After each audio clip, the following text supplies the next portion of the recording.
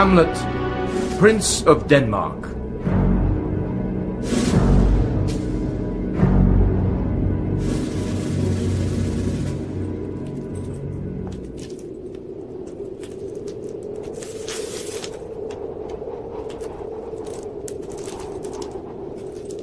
Who's there? Me! Answer me! Stand and unfold yourself! Long live the king! Bernardo? He! You come most carefully upon your hour. 'Tis now struck 12. Get thee to bed, Francisco. For this relief, much thanks. 'Tis bitter cold, and I'm sick at heart. Have you had quiet guard? Not a mouse stirring. Well, good night. If you do meet Horatio and Marcellus, the rivals of my watch, bid them make haste. I think I hear them. Stand! Who's there? Friends to this ground, and liegemen to the Dane. Give you good night. Oh, farewell, honest soldier. Who hath relieved you? Bernardo has my place. Give you good night. Hola? Bernardo? Say, what? Is Horatio there? Oh, a piece of him. Welcome, Horatio. Welcome, good Marcellus. What? Has this thing appeared again tonight? I have seen nothing. Horatio says 'tis but our fantasy, and will not let belief take hold of him touching this dreaded sight, twice seen of us. Therefore I have entreated him along with us to watch the minutes of this night, that if again this apparition come, he may approve our eyes and speak to it. Tush, tush. 'Twill not appear. Sit down a while, and let us once again assail your ears that are so fortified against our story what we 2 nights have seen. Well, sit we down. And let us hear Bernardo speak of this. Last night of all, when yon same star that's westward from the pole had made his course to illume that part of heaven where now it burns, Marcellus and myself, the bell then beating 1... Beast! Break thee off! Look where it comes again! In the same figure like the king that's dead! Thou art a scholar! Speak to it, Horatio! Looks it not like the king? Mark it, Horatio! Most like. It harrows me with fear and wonder. It would be spoke to! Question it, Horatio! What art thou that usurps this time of night, together with that fair and warlike form, in which the majesty of very Denmark did sometimes march? By heaven, I charge thee, speak!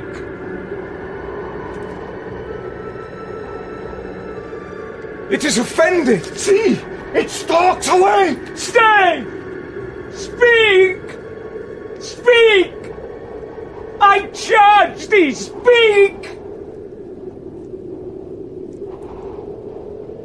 'Tis gone, and will not answer.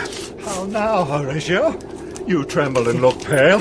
Is not this something more than fantasy? What think you on? Before my God, I might not disbelieve, without the sensible and true avouch of mine own eyes. Is it not like the king? As thou art to thyself. Such was the very armour he had on, when he the ambitious Norway combated. So frowned he once, when in an angry parle he smote the sledded poleaxe on the ice. Oh, 'tis strange. Thus twice before, and just at this dead hour, with martial stalk hath he gone by our watch. In what particular thought to work I know not, but in the gross and scope of my opinion, this bodes some strange eruption to our state. Good now, sit down, and tell me, he that knows, why this same strict and most observant watch so nightly toils the subject of the land, and why such daily cast of brazen cannon and foreign mart for implements of war? Why such impressive shipwrights, whose sole task does not divide the Sunday from the week? What might be toward that this sweaty haste doth make the night joint labour with the day? Who is't that can inform me? That can I. At least the whisper goes so. Our last king, whose image even but now appeared to us, was, as you know, by Fortinbras of Norway, thereto pricked on by a most emulate pride, dared to the combat, in which our valiant Hamlet, for so this side of our known world esteemed him, did slay this Fortinbras, who by a sealed compact, well ratified by law and heraldry, did forfeit with his life all those his lands which he stood seized on to the conqueror, against the which a moiety competent was gauged by our king, which had returned to the inheritance of Fortinbras had he been vanquisher, as by the same covenant and carriage of the article designed, his fell to Hamlet.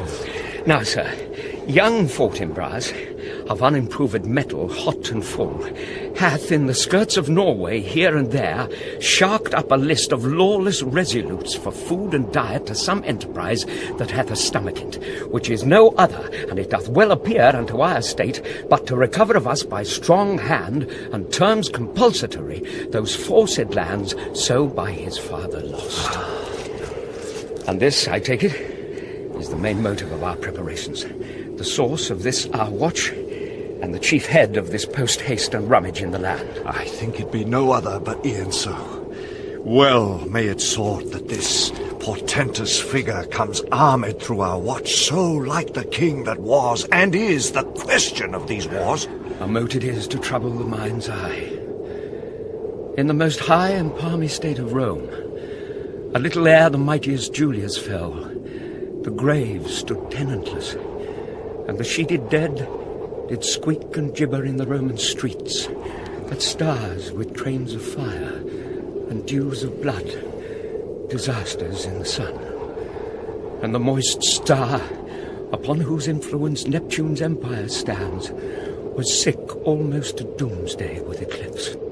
And even the light precurse of feared events, as harbingers preceding still the fates, and prologue to the omen coming on, have heaven and earth together demonstrated unto our climatures and countrymen. But soft! Behold! Lo, where it comes again! I'll crush it though it blast me!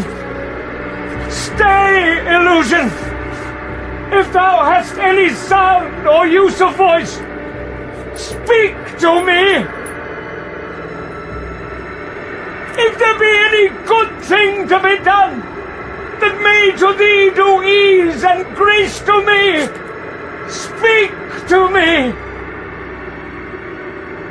If thou art privy to thy country's fate, which happily foreknowing may avoid, oh, speak!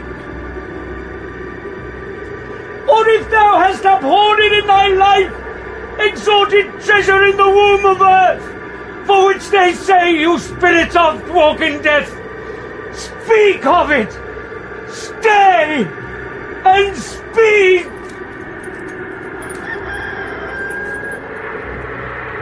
Stop it, Marcellus! Shall I strike at it with my partisans? No, if it will not stand! 'Tis here! 'Tis here!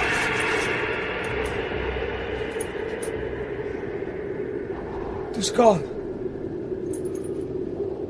Do it wrong, being so majestical, to offer it the show of violence.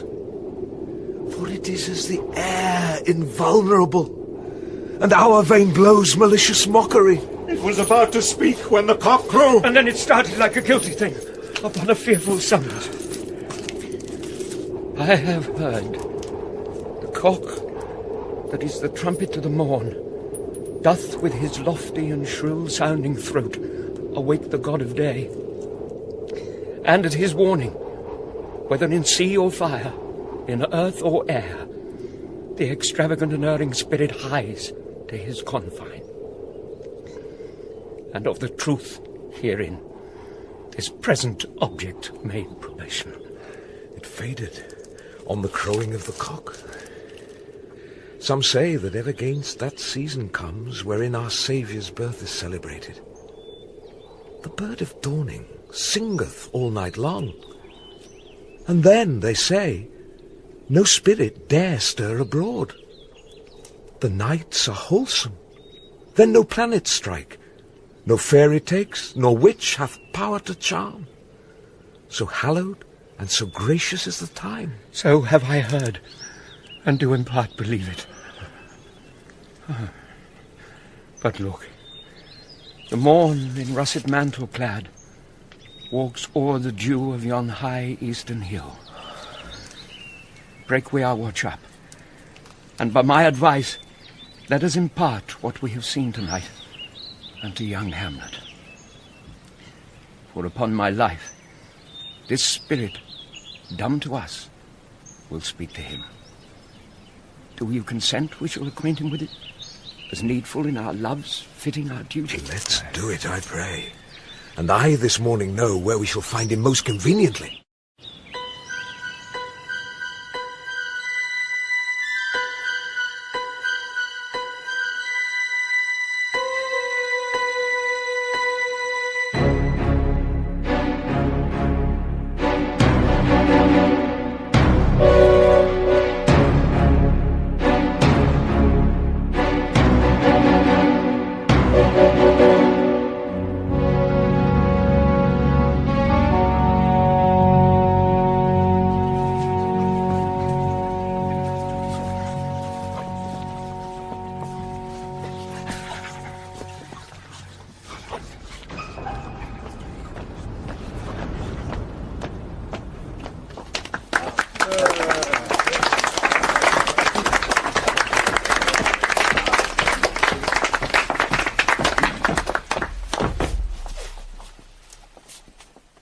Though yet of Hamlet, our dear brother's death, the memory be green, and that it us befitted to bear our hearts in grief, and our whole kingdom to be contracted in one brow of woe. Yet so far hath discretion fought with nature, that we with wisest sorrow think on him, together with remembrance of ourselves. Therefore our sometime sister, now our queen, the imperial jointress of this warlike state, have we, as 'twere with a defeated joy, with one auspicious and one drooping eye, with mirth in funeral and with dirge in marriage, in equal scale weighing delight and dole, taken to wife.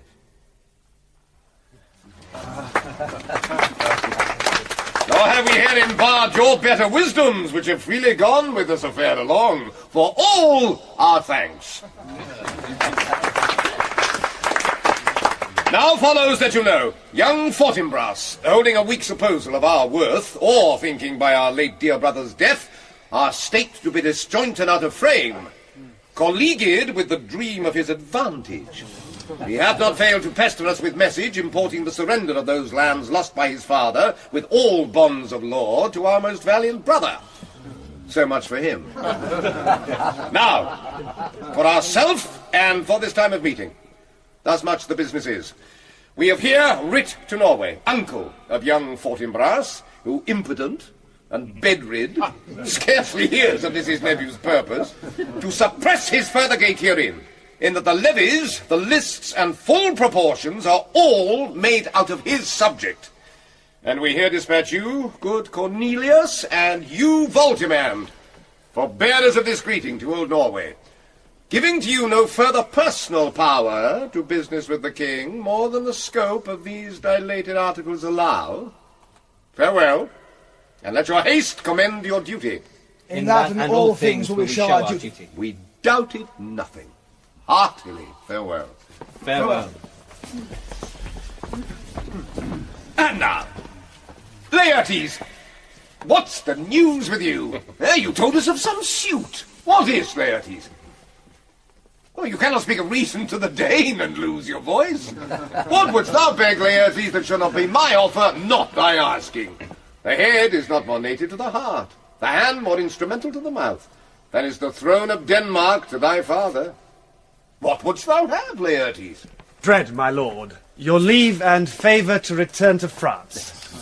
From whence, though willingly I came to Denmark to show my duty in your coronation, yet now I must confess that duty done, my thoughts and wishes bend again towards France, and bow them to your gracious leave and pardon. Have you your father's leave? What says Polonius? He hath, my lord, wrung from me my slow leave by laboursome petition. And at last upon his will I sealed my hard consent. I do beseech you, give him leave to go. Take thy fare, our Laertes, time be thine, and thy best graces spend it at thy will. But now, my cousin Hamlet, and my son. A little more than kin, and less than kind. How is it that the clouds still hang on you? Not so, my lord. I am too much i' the sun. Good Hamlet, cast thy nighted colour off, and let thine eye look like a friend on Denmark. Do not forever with thy veiled lids seek for thy noble father in the dust. Thou know'st 'tis common, all that lives must die, passing through nature to eternity. Ay, madam, it is common. If it be, why seems it so particular with thee? Seems, madam? Nay, it is. I know not seems. 'Tis not alone my inky cloak, good mother, nor customary suits of solemn black, nor windy suspiration of forced breath, no, nor the fruitful river in the eye, nor the dejected haviour of the visage, together with all forms, moods, shows of grief that can denote me truly. These indeed seem, for they are actions that a man might play. But I have that within which passeth show. These but the trappings and the suits of woe. 'Tis sweet and commendable in your nature, Hamlet, to give these mourning duties to your father. But you must know your father lost a father. That father lost his. And the survivor bound in filial obligation for some term to do obsequious sorrow. But to persever in obstinate condolement is a course of impious stubbornness. 'Tis unmanly grief. It shows a will most incorrect to heaven, a heart unfortified, a mind impatient, an understanding simple and unschooled. For what we know must be, and is as common as any the most vulgar thing to sense. Why should we, in our peevish opposition, take it to heart? Fie, 'tis a fault to heaven, a fault against the dead, a fault to nature, to reason most absurd, whose common theme is death of fathers, and who still hath cried from the first corpse till he that died today, this must be so. We pray you throw to earth this unprevailing woe, and think of us as of a father. For let the world take note, you are the most immediate to our throne, and with no less nobility of love than that which dearest father bears his son, do I impart towards you.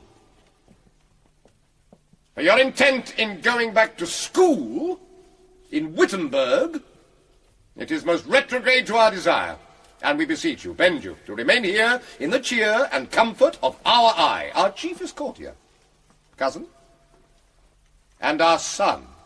Let not thy mother lose her prayers, Hamlet. I pray thee stay with us. Go not to Wittenberg. I shall in all my best obey you, madam. Why, it is a loving and a fair reply. Be as ourself in Denmark. Madam, come. This gentle and unforced accord of Hamlet's, it's smiling to my heart, in grace whereof no jocund health that Denmark drinks today, but the great cannon to the clouds shall tell. And the king's rouse the heavens shall brew it again, re-speaking earthly thunder. Come away!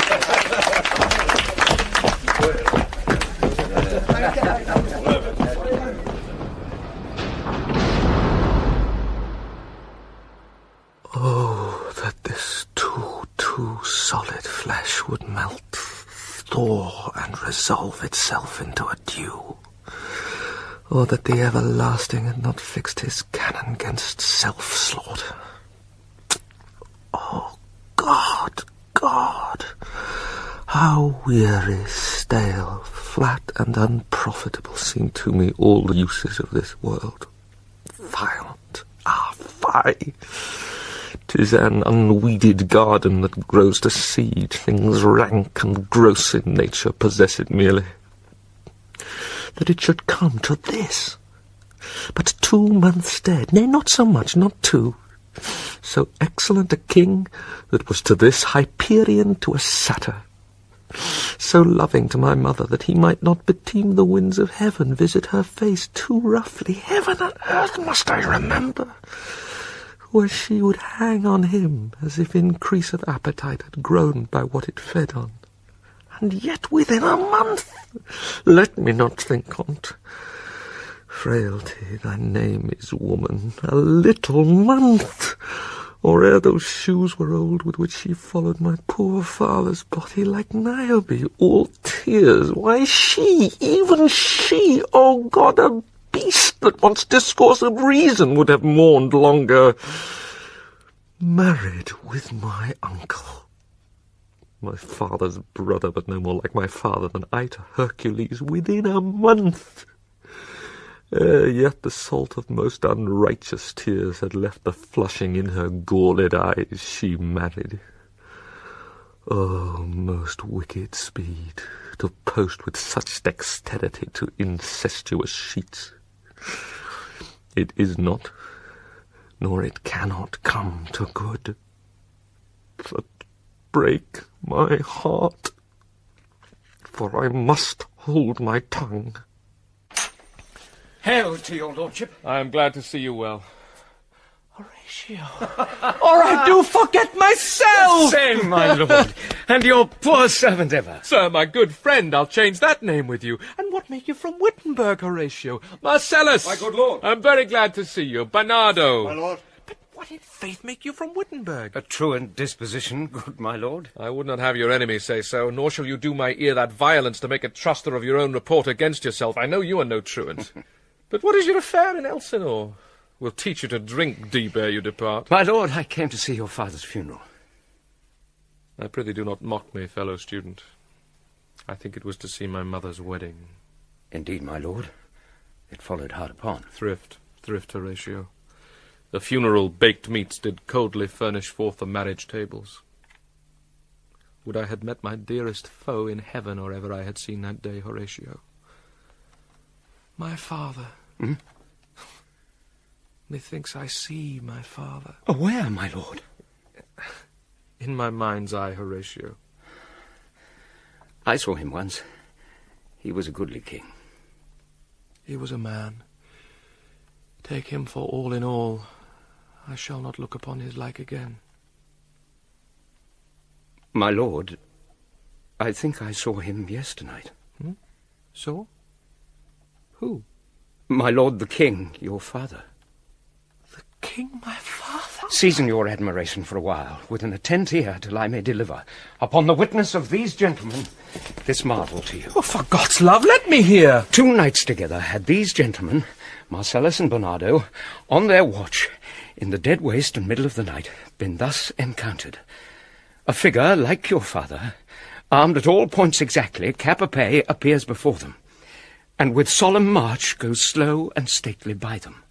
Thrice he walked by their oppressed and fear-surprised eyes, within his truncheon's length, whilst they, distilled almost to jelly with the act of fear, stand dumb and speak not to him.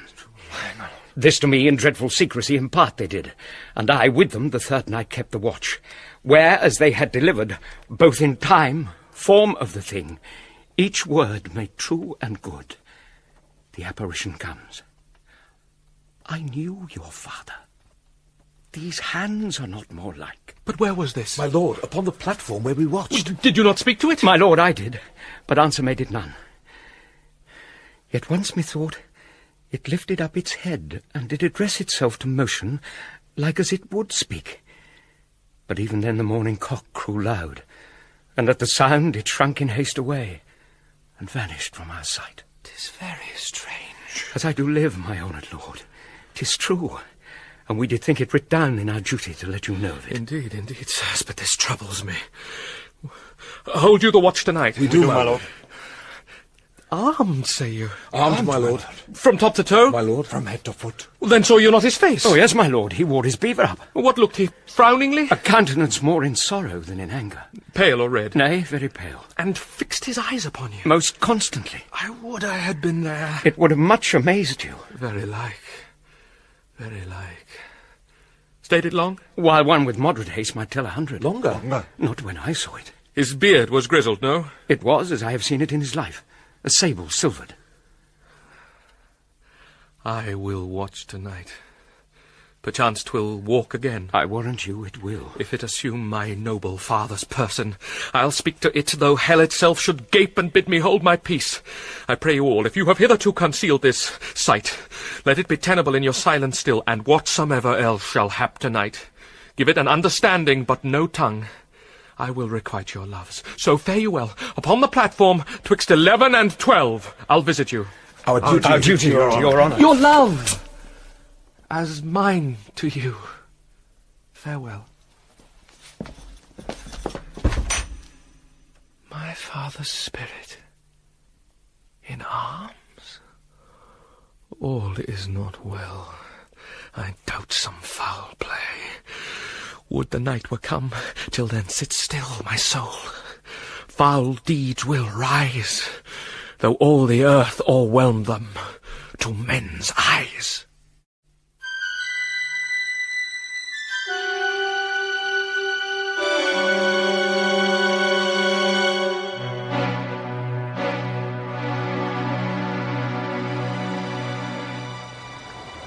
My necessaries are embarked. Farewell. And, sister, as the winds give benefit and convoy is assistant, do not sleep, but let me hear from you. Do you doubt that? For Hamlet, and the trifling of his favour, hold it a fashion and a toy in blood, a violet in the youth of primy nature, forward, not permanent. Sweet, not lasting. The perfume and suppliance of a minute, no more. No more, but so. Think it no more. For nature crescent does not grow alone in thews and bulk, but as his temple waxes, the inward service of the mind and soul grows wide withal. Perhaps he loves you now, and now no soil nor courtal doth besmirch the virtue of his will. But you must fear. His greatness weighed, his will is not his own, for he himself is subject to his birth. He may not, as unvalued persons do, carve for himself, for on his choice depends the sanity and health of this whole state. Therefore must his choice be circumscribed unto the voice and yielding of that body whereof he is the head. Then, if he says he loves you, it fits your wisdom so far to believe it as he in his particular act and place may give his saying deed, which is no further than the main voice of Denmark goes with all. Then weigh what loss your honour may sustain if with too credent ear you list his songs, or lose your heart, or your chaste treasure open to his unmastered importunity. No, fear it, Ophelia, fear it, my dear sister! And keep within the rear of your affection, out of the shot and danger of desire. The cherished maid is prodigal enough if she unmask her beauty to the moon. Virtue itself escapes not calumnious strokes. The canker galls the infants of the spring too oft before their buttons be disclosed, and in the morn and liquid dew of youth, contagious blastments are most imminent. Be wary then. Best safety lies in fear. Youth to itself rebels, though none else near. I shall the effect of this good lesson keep as watchman to my heart. But, good my brother, do not, as some ungracious pastors do, show me the steep and thorny way to heaven, whilst, like a puffed and reckless libertine himself, the primrose path of dalliance treads, and recks not his own reed. Oh, fear me not. I stay too long. But here my father comes. A double blessing is a double grace. Occasion smiles upon a second leave. Laertes, aboard, for shame! The wind sits in the shoulder of your sail, and you have stayed for. There, my blessing with thee. And these few precepts in thy memory, see thou correct her. Give thy thoughts no tongue, nor any unproportioned thought his act. Be thou familiar, but by no means vulgar. The friends thou hast, and their adoption tried, grapple them to thy soul with hoops of steel, but do not dull thy palm with entertainment of each new-hatched, unfledged comrade. Beware of entrance to a quarrel, but being in, bear it that the opposed may beware of thee. Give every man thine ear, but few thy voice. Take each man's censure, but reserve thy judgment. Costly thy habit, as thy purse can buy, but not expressed in fancy, rich, not gaudy. For the apparel oft proclaims the man, and they in France of the best rank and station are of a most select and generous, chief in that. Neither a borrower nor a lender be, for loan oft loses both itself and friend, and borrowing dulls the edge of husbandry. This above all, to thine own self be true, and it must follow, as the night the day, thou canst not then be false to any man. Farewell. My blessing season this in thee. Most humbly do I take my leave, my lord. The time invites you. Go, your servants tend. Farewell, Ophelia. And remember well what I have said to you. 'Tis in my memory locked, and you yourself shall keep the key of it. Oh. Farewell.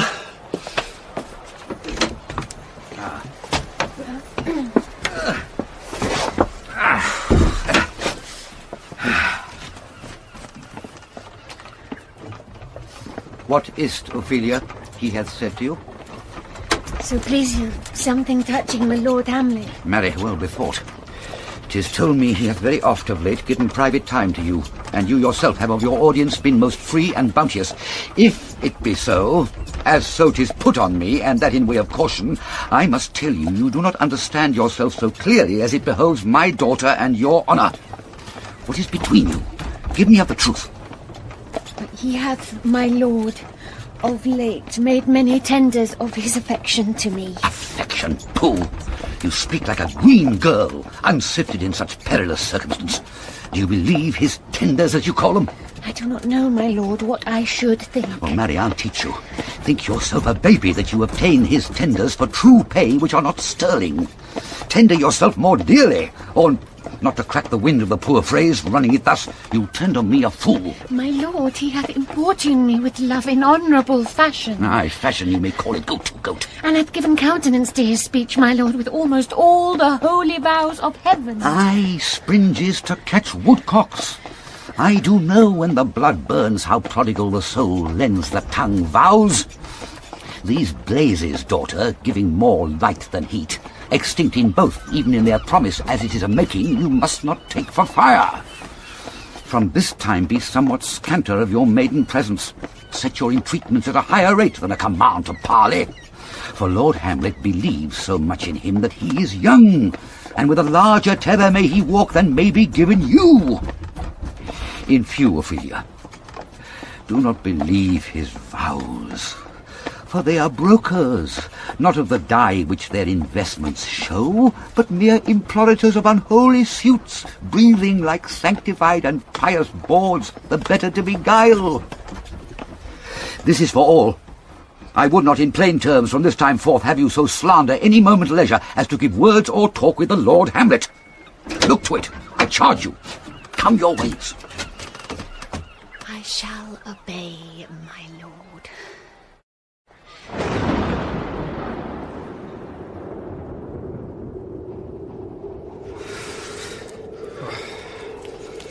The air bites shrewdly.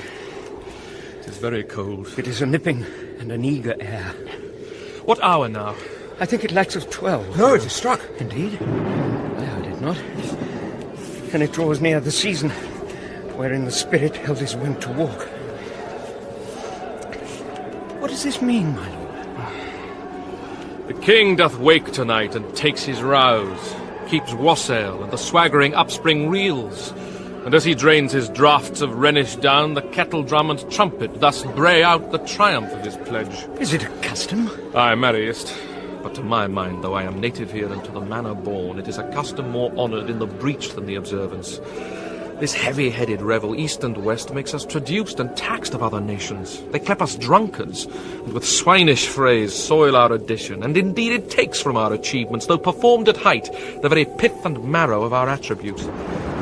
So oft it chances in particular men, that for some vicious mole of nature in them as in their birth, wherein they are not guilty, since nature cannot choose his origin, by the all-growth of some complexion, oft breaking down the pales and forts of reason, or by some habit that too much o'erleavens the form of plausive manners, that these men carrying, I say, the stamp of one defect, being nature's livery or fortune's star, his virtues else be they as pure as grace, as infinite as man may undergo, shall in the general censure take corruption from that particular fault. The dram of evil doth all the noble substance overdaub to his own scandal. Look, my lord, it comes. Angels and ministers of grace defend us. Be thou a spirit of health or goblin damned, bring with thee airs from heaven or blasts from hell. Be thy intent wicked or charitable, thou comest in such a questionable shape that I will speak to thee. I'll call thee Hamlet, king, father, royal Dane, oh answer me! Let me not burst in ignorance, but tell why thy canonized bones, hearsed in death, have burst their cerements. Why the sepulchre, wherein we saw thee quietly inurned, hath oped his ponderous and marble jaws to cast thee up again. What may this mean, that thou dead corpse again in complete steel revisit thus the glimpses of the moon, making night hideous, and we, fools of nature, so horridly to shake our disposition with thoughts beyond the reaches of our souls? Say, why is this? Wherefore? What should we do? It beckons you to go away with it, as if it's some impartment it desire to you alone. With what courteous action it waves you to a more removed ground. But do not go with it! No, by no means. It will not speak. Then I will follow it. Do not, my lord. Why, what should be the fear? I do not set my life at a pin's fee, and for my soul, what can it do to that, being a thing immortal as itself? It waves me forth again. I'll follow it. What if it tempt you toward the flood, my lord? Or to the dreadful summit of the cliff that beetles o'er his base into the sea, and there assume some other horrible form, which might deprive your sovereignty of reason and draw you into madness? Think of it! The very place puts toys of desperation without more motive into every brain that looks so many fathoms to the sea and hears it roar beneath. It waves me still. Go on! I'll follow thee! You shall not go, my lord! Hold off your hand! Be ruled, you shall not go! My fate cries out, and makes these petty artery in this body as hardy as the Nemean lion's nerve. Still am I called. Unhand me, gentlemen! By heaven, I'll make a ghost of him that lets me! I say away! Go on! I'll follow thee! He waxes desperate with imagination. Let's follow. 'Tis not fit thus to obey him. Have after. To what issue will this come? Something is rotten in the state of Denmark. Heaven will direct it. Nay, let's follow him.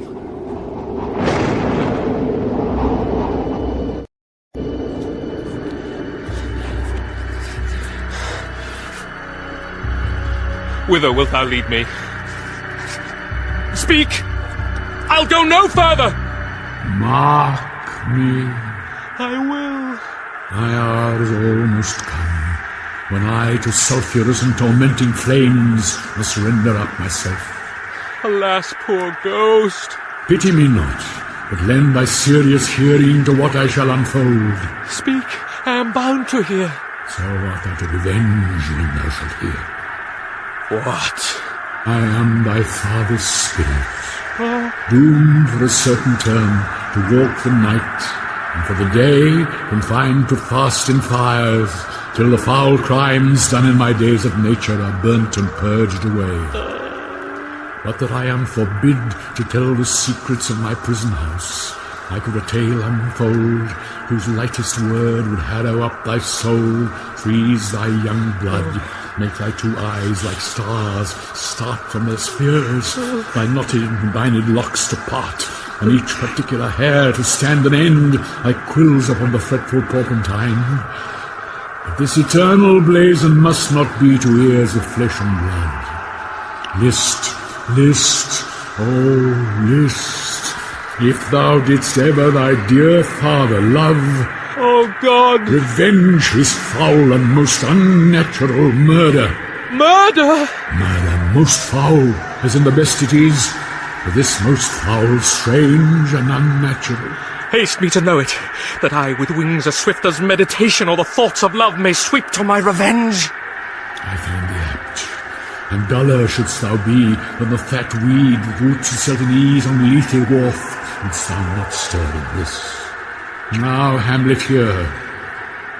'Tis given out that sleeping in my orchard a serpent stung me, so the whole ear of Denmark is by a forged process of my death rankly abused.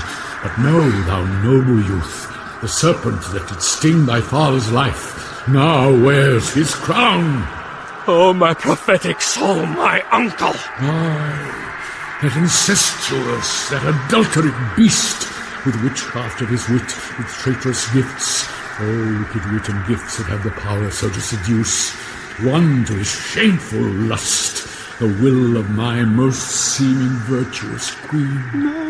Oh, Hamlet, what a falling off was there! From me, whose love was of that dignity that it went hand in hand even with the vow I made to her in marriage, and to decline upon a wretch whose natural gifts were poor to those of mine.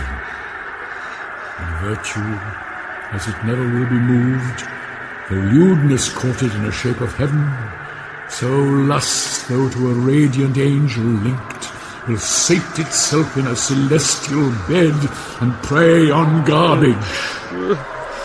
But soft, methinks I scent the morning air. Brief let me be, sleeping within my orchard, my custom always in the afternoon. Upon my secure hour thy uncle stole with juice of cursed Lebanon in a vial, and in the porches of mine ears did pour the leprous distilment, whose effect holds such an enmity with blood of man, that swift as quicksilver it courses through the natural gates and alleys of the body, and with a sudden vigour it doth posset and curd like eager droppings into milk, of thin and wholesome blood. So did it not. And a most instant tetter barked about, most leather-like, with vile and loathsome crust, all my smooth body. Thus was I sleeping by a brother's hand, of life, of crown, of queen, at once dispatched, cut off even in the blossoms of my sin, unhoused, disappointed, unannealed, no reckoning made, but sent to my account with all my imperfections on my head. Oh, horrible, most horrible. If thou hast nature in thee, bear it not. Let not the royal bed of Denmark be a couch for luxury and damned incest. But howsoever thou pursuest this act, taint not thy mind, nor let thy soul contrive against thy mother aught. Leave her to heaven, and to those thorns that in her bosom lodge, to prick and sting her. Fare thee well at once. The glowworm shows the matin to be near, and begins to pale his ineffectual fires. Adieu, adieu, Hamlet, remember me.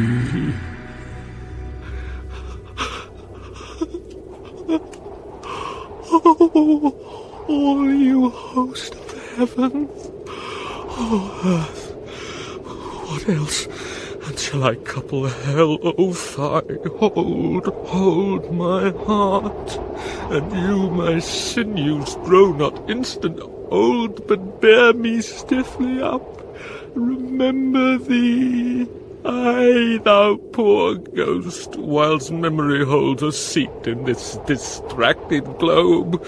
Remember thee, yea, from the table of my memory I'll wipe away all trivial fond records, all sores of books, all forms, all pressures past that youth and observation copied there, and thy commandment all alone shall live within the book and volume of my brain, unmixed with baser matter. Yes, by heaven. Oh, most pernicious woman. Oh, villain, smiling, dominant villain. My tables. Meet it is, I set it down, that one may smile and be a villain. At least I am sure it may be so in Denmark. So, uncle, there you are. Now to my word, it is adieu, adieu. Remember me. I have sworn. My lord! My lord! My lord! Lord Hamlet! Heaven secure him! So be it. Ho! Ho! My lord! Hello? Oh, boy! Come, Bert, come! Oh, yes, my noble lord. What news, my lord? Oh, wonderful. Good, my lord, tell it. No, you will reveal it. Not I, my lord, by heaven. Nor I, my lord. How say you then? Would heart of man once think it? But you'll be secret. By heaven, my lord. There's ne'er a villain dwelling in all Denmark, but he's an arrant knave. There needs no ghost, my lord, come from the grave to tell us this. Why, right. You were in the right. And so, without more circumstance at all, I hold it fit that we shake hands and part. You as your business and desire shall point you, for every man hath business and desire, such as it is, and for my own poor part, look you, I'll go pray. These are but wild and whirling words, my lord. I'm sorry they offend you, heartily, yes, faith, heartily. There's no offence, my lord. Yes, by St. Patrick, but there is, Horatio, and much offence too. Touching this vision here, it is an honest ghost, that, let me tell you, for your desire to know what is between us, or master it as you may. And now, good friends, as you are friends, scholars and soldiers, give me one poor request. What is't, my lord? We will. Never make known what you have seen tonight. My lord. We will not. Nay, but swear it. In faith, my lord, not I. Nor I, my lord, in faith. Upon my sword. We have sworn, my lord, already. Indeed, upon my sword, indeed. Swear. Boy, sayest thou so? Art thou there, true penny? Come on, you hear this fellow in the cellarage? Consent to swear. Propose the oath, my lord. Never to speak of this that you have seen. Swear by my sword. Swear. We swear. We swear.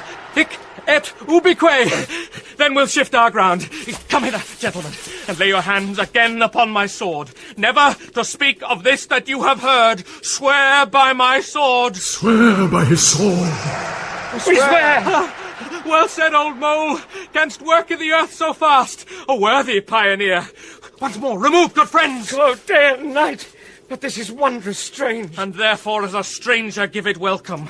There are more things in heaven and earth, Horatio, than are dreamt of in our philosophy.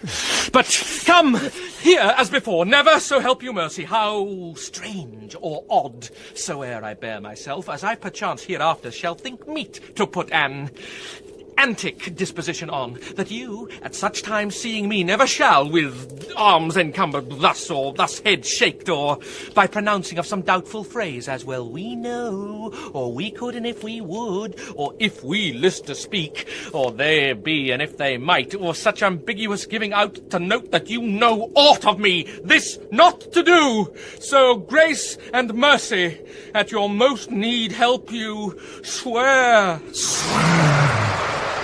We swear! Rest, rest, perturbed spirit.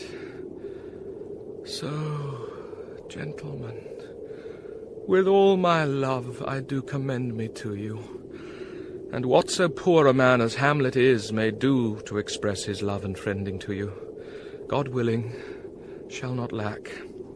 Let us go in together, and still your fingers on your lips, I pray. The time is out of joint. O cursed spite, that ever I was born to set it right. Nay, come, let's go together.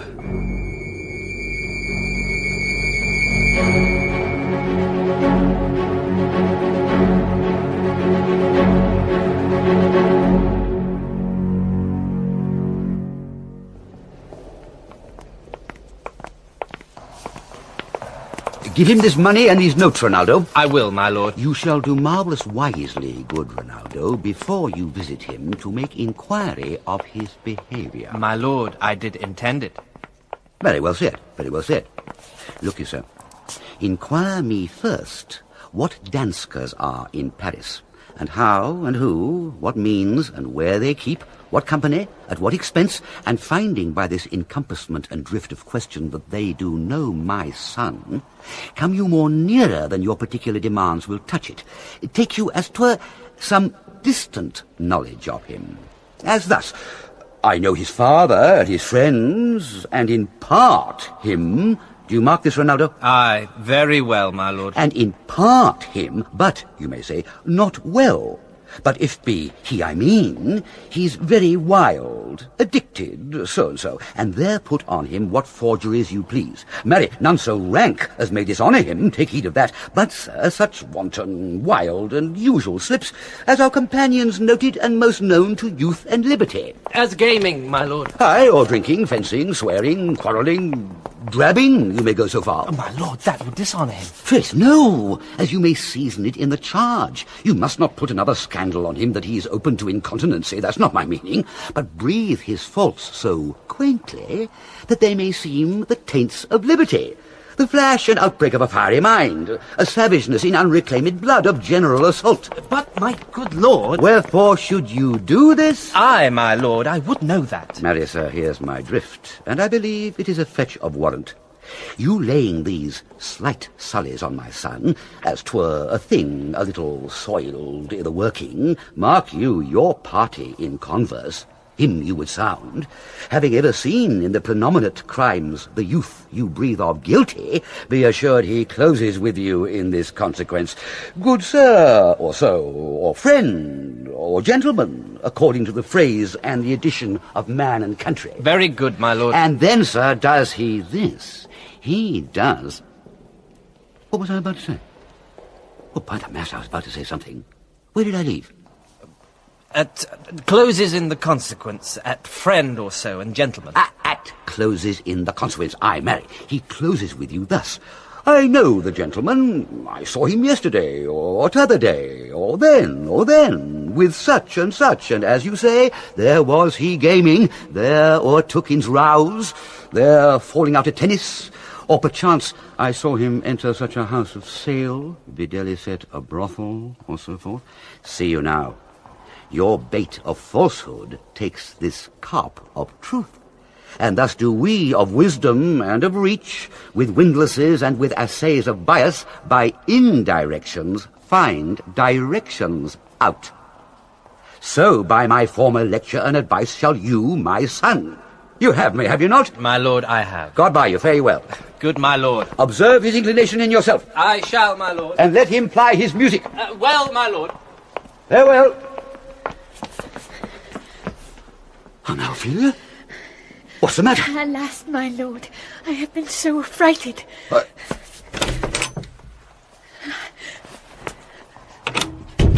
With what, in the name of God? My lord, as I was sewing in my chamber, Lord Hamlet, with his doublet all unbraced, no hat upon his head, his stockings fouled, ungartered and down gyved to his ankle, pale as his shirt, his knees knocking each other, and with a look so piteous in purport, as if he had been loosed out of hell to speak of horrors, he comes before me. Mad for thy love? My lord, I do not know, but truly I do fear it.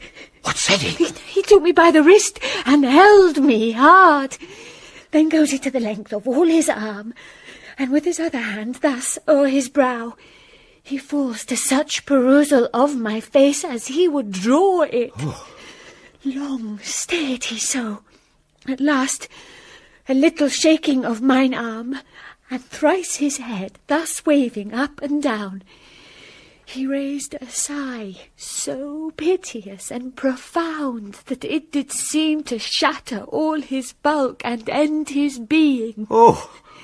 That done, he lets me go, and with his head over his shoulder turned, he seemed to find his way without his eyes, for out of doors he went without their help, and to the last bended their light on me. Come, go with me. I will go seek the king. This is the very ecstasy of love, whose violent property foredoes itself, and leads the will to desperate undertakings as oft as any passion under heaven that does afflict our natures. I am sorry. Have you given him any hard words of late? No, my good lord, but as you did command, I did repel his letters, and denied his access to me. That hath made him mad. I am sorry that with better speed and judgment I had not courted him. I feared he did but trifle, and meant to wreck thee. But beshrew my jealousy. For by heaven it is as proper to our age to cast beyond ourselves in our opinions, as it is common for the younger sort to lack discretion. Come, go we to the king. This must be known, which being kept close might move more grief to hide than hate to utter love.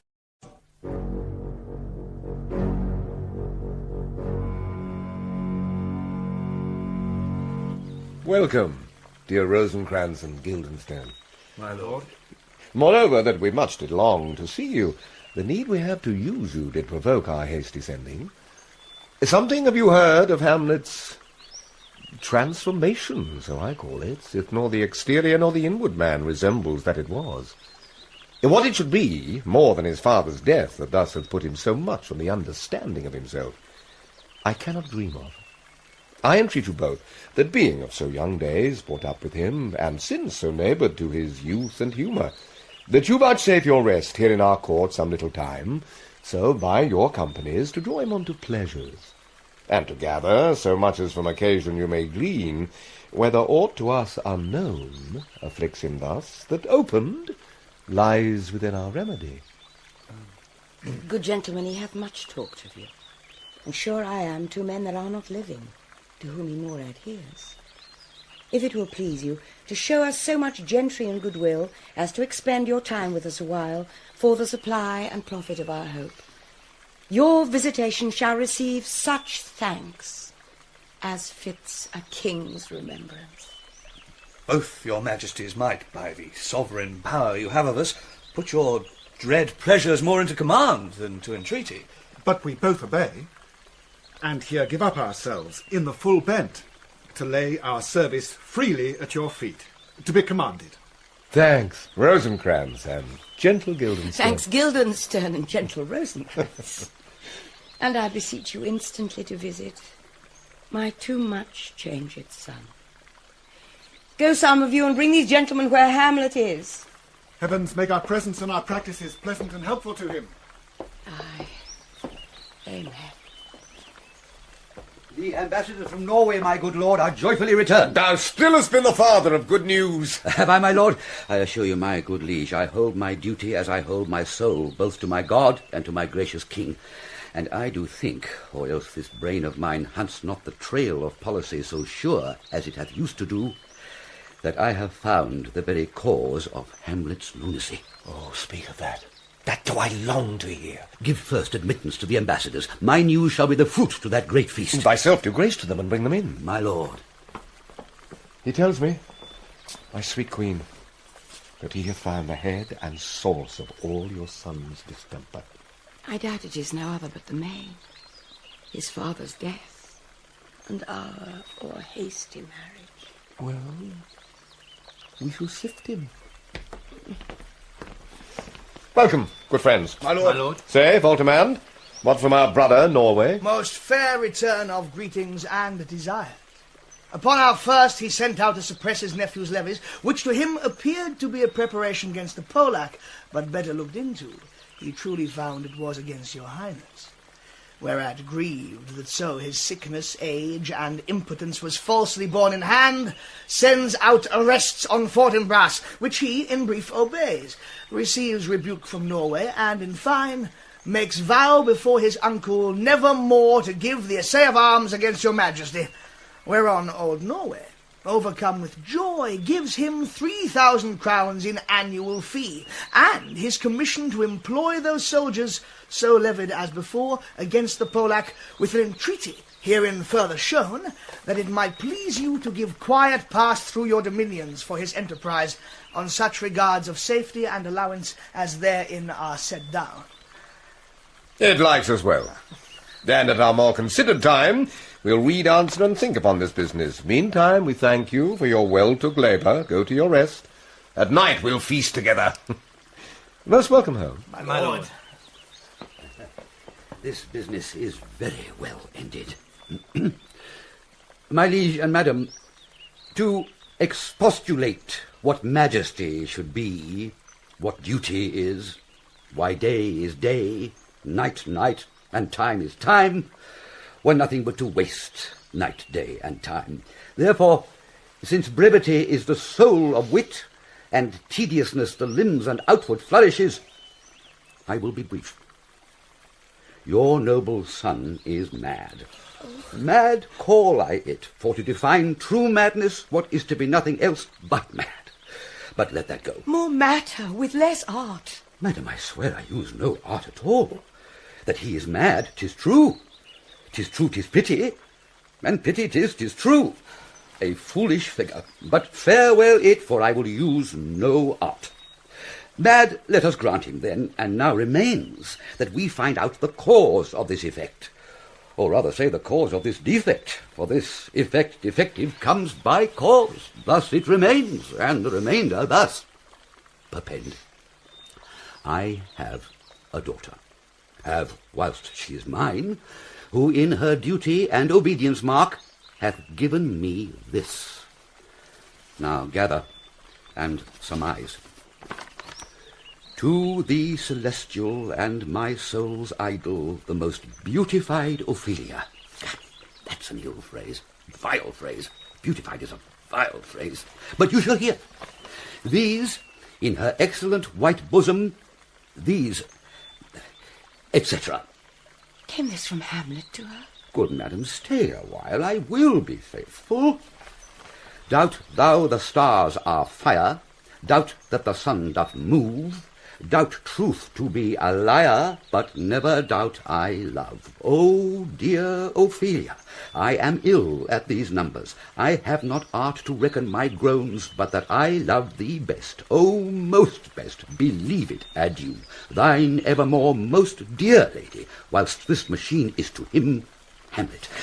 This in obedience hath my daughter showed me, and more above hath his solicitings, as they fell out by time, by means, and place, all given to mine ear. But how hath she received his love? What do you think of me?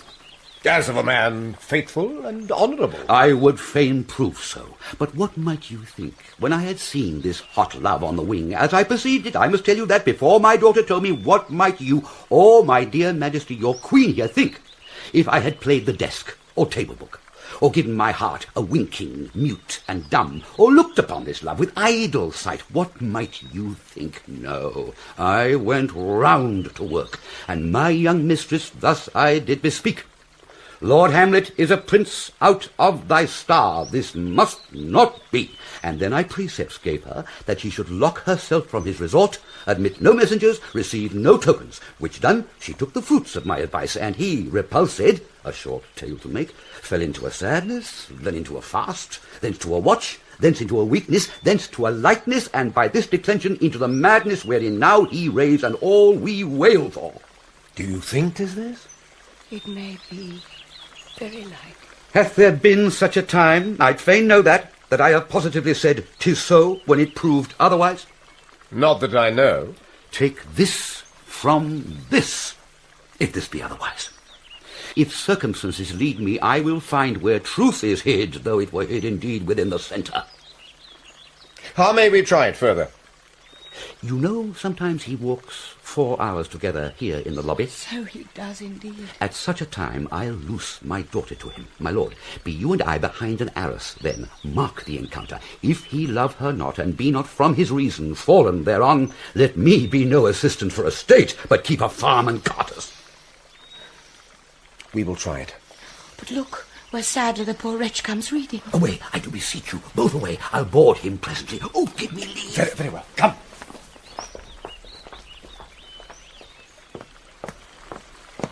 How does my good Lord Hamlet? Well, God a mercy. You know me, my lord? Excellent, well, you are a fishmonger. Not I, my lord. Then I would you were so honest a man. Honest, my lord? Aye, sir, to be honest as this world goes, is to be one man picked out of 10,000.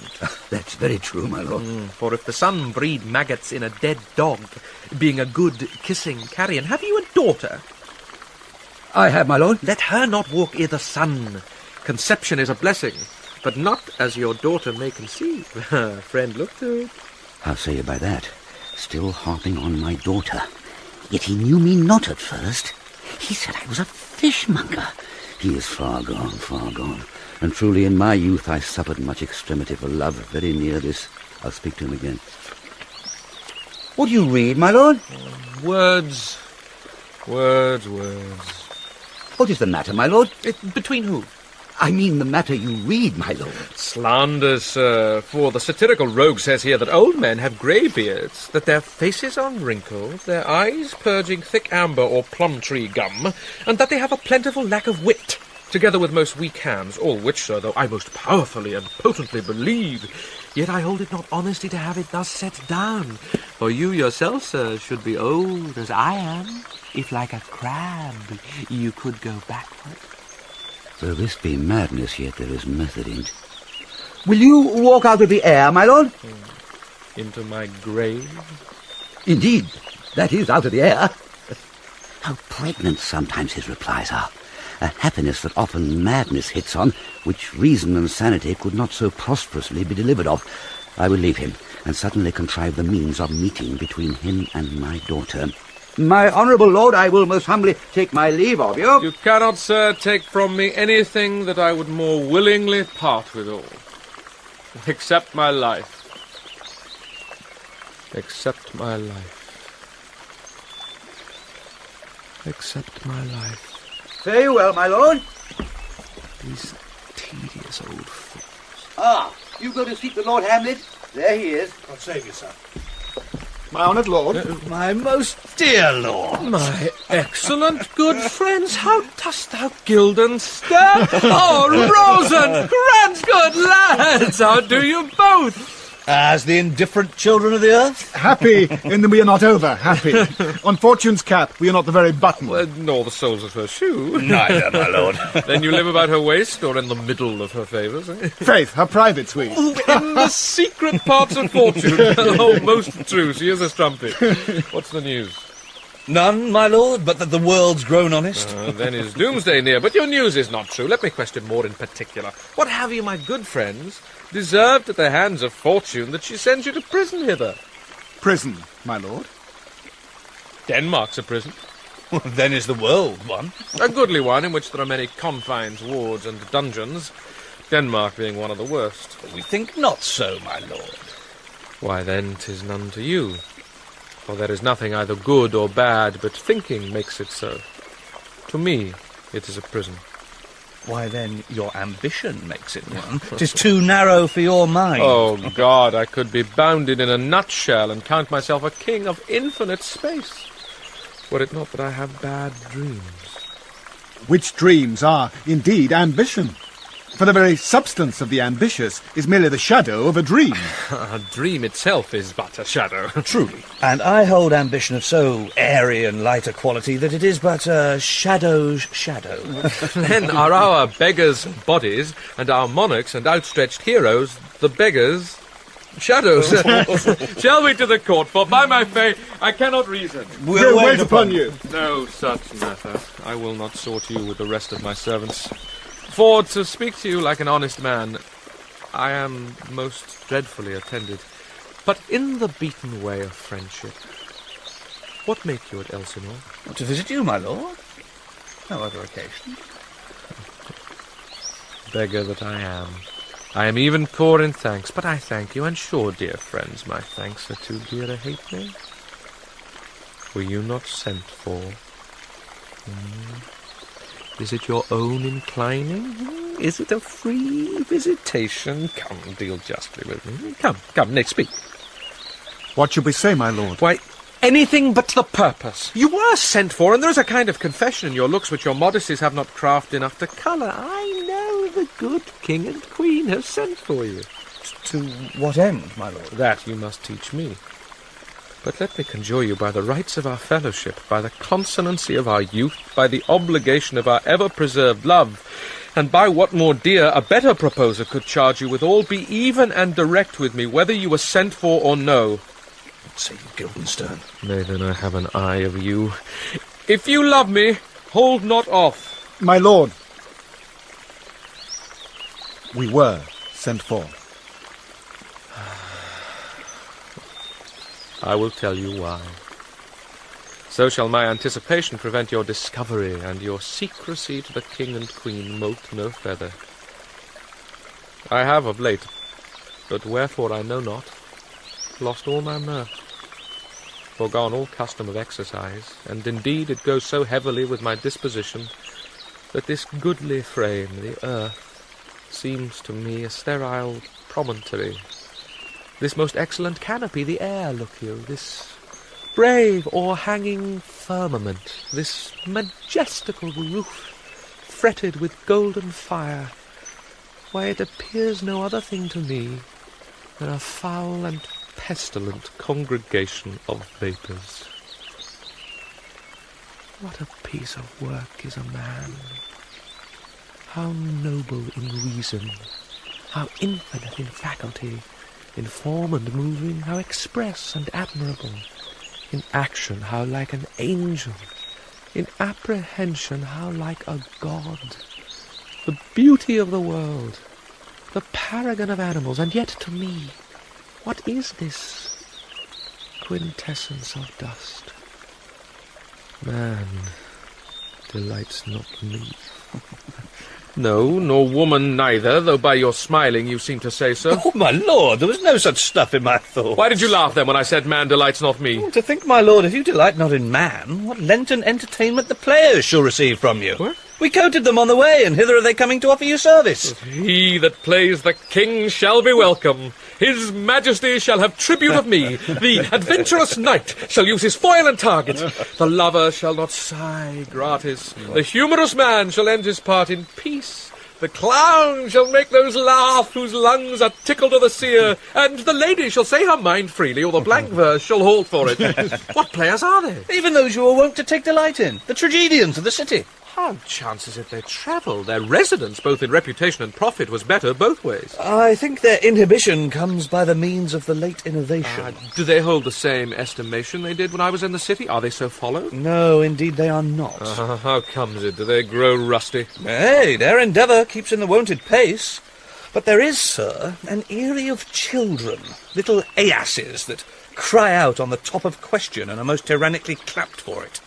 These are now the fashion, and so berattle the common stages, so they call them, that many wearing rapiers are afraid of goose quills and dare scarce come thither. What, are they children? Who maintains them? How are they escorted? Will they pursue the quality no longer than they can sing? Will they not say afterwards, if they should grow themselves to common players, as it is most like if their means are not better, their writers do them wrong to make them exclaim against their own succession? Faith, there's been much to do on both sides, and the nation holds it no sin to tar them into controversy. There was, for a while, no money bid for argument unless the poet and the player went to cuffs in the question. Is't possible? Oh, there has been much throwing about of brains. Do the boys carry it away? Aye, that they do, my lord. Hercules and his load, too. It is not strange, for my uncle is king of Denmark, and those that would make mouths at him while my father lived give 20, 40, 50, 100 ducats apiece for his picture in little. Splud! There is something in this more than natural. if philosophy could find it out. There are the players. Gentlemen, you are welcome to Elsinore. Your hands, come. The appurtenance of welcome is fashion and ceremony. Let me comply with you in this garb, lest my extent to the players, which I tell you must show fairly outward, should more appear like entertainment than yours. You are welcome. But my uncle, father, and aunt, mother are deceived. In what, my dear lord? I am but mad. North, northwest. When the wind is southerly, I know a hawk from her handsaw. Wilby with you, gentlemen. Hark you, Guildenstern, and you too, at each ear a hearer. That great baby you see there is not yet out of his swaddling clouds. These the second time come to them. They say an old man is twice a child. I will prophesy he comes to tell me of the players' market. You say right, sir. Monday morning, so indeed. My lord, I have news to tell you. My lord, I have news to tell you. When Roscius was an actor in Rome... The actors are come hither, my lord. Buzz, buzz. Upon my honour. Then came each actor on his ass. The best actors in the world, either for tragedy, comedy, history, pastoral comical, historical pastoral, tragical comical historical pastoral, scene individual or poem unlimited. Seneca cannot be too heavy nor Plautus too light. For the law of writ and the liberty, these are the only men. Oh, Jephthah, judge of Israel, what a treasure hadst thou. What treasure had he, my lord? Why, one fair daughter, and no more, the which he loved passing well. Still on my daughter? Am I not in the right, old Jephthah? If you call me Jephthah, my lord, I have a daughter that I love passing well. Nay, that follows not. What follows then, my lord? Why, as by lot, God wot, and then you know it came to pass as most like it was. The first row of the pious chanson will show you more. For look where my abridgments come! You're welcome, masters, welcome all. I am glad to see thee well. Welcome, good friends. Oh, my old friend, thy face is balanced since I saw thee last. Canst thou to beard me in Denmark? What, my young lady and mistress? By our lady, your ladyship is nearer heaven than when I saw you last, by the altitude of a chopine.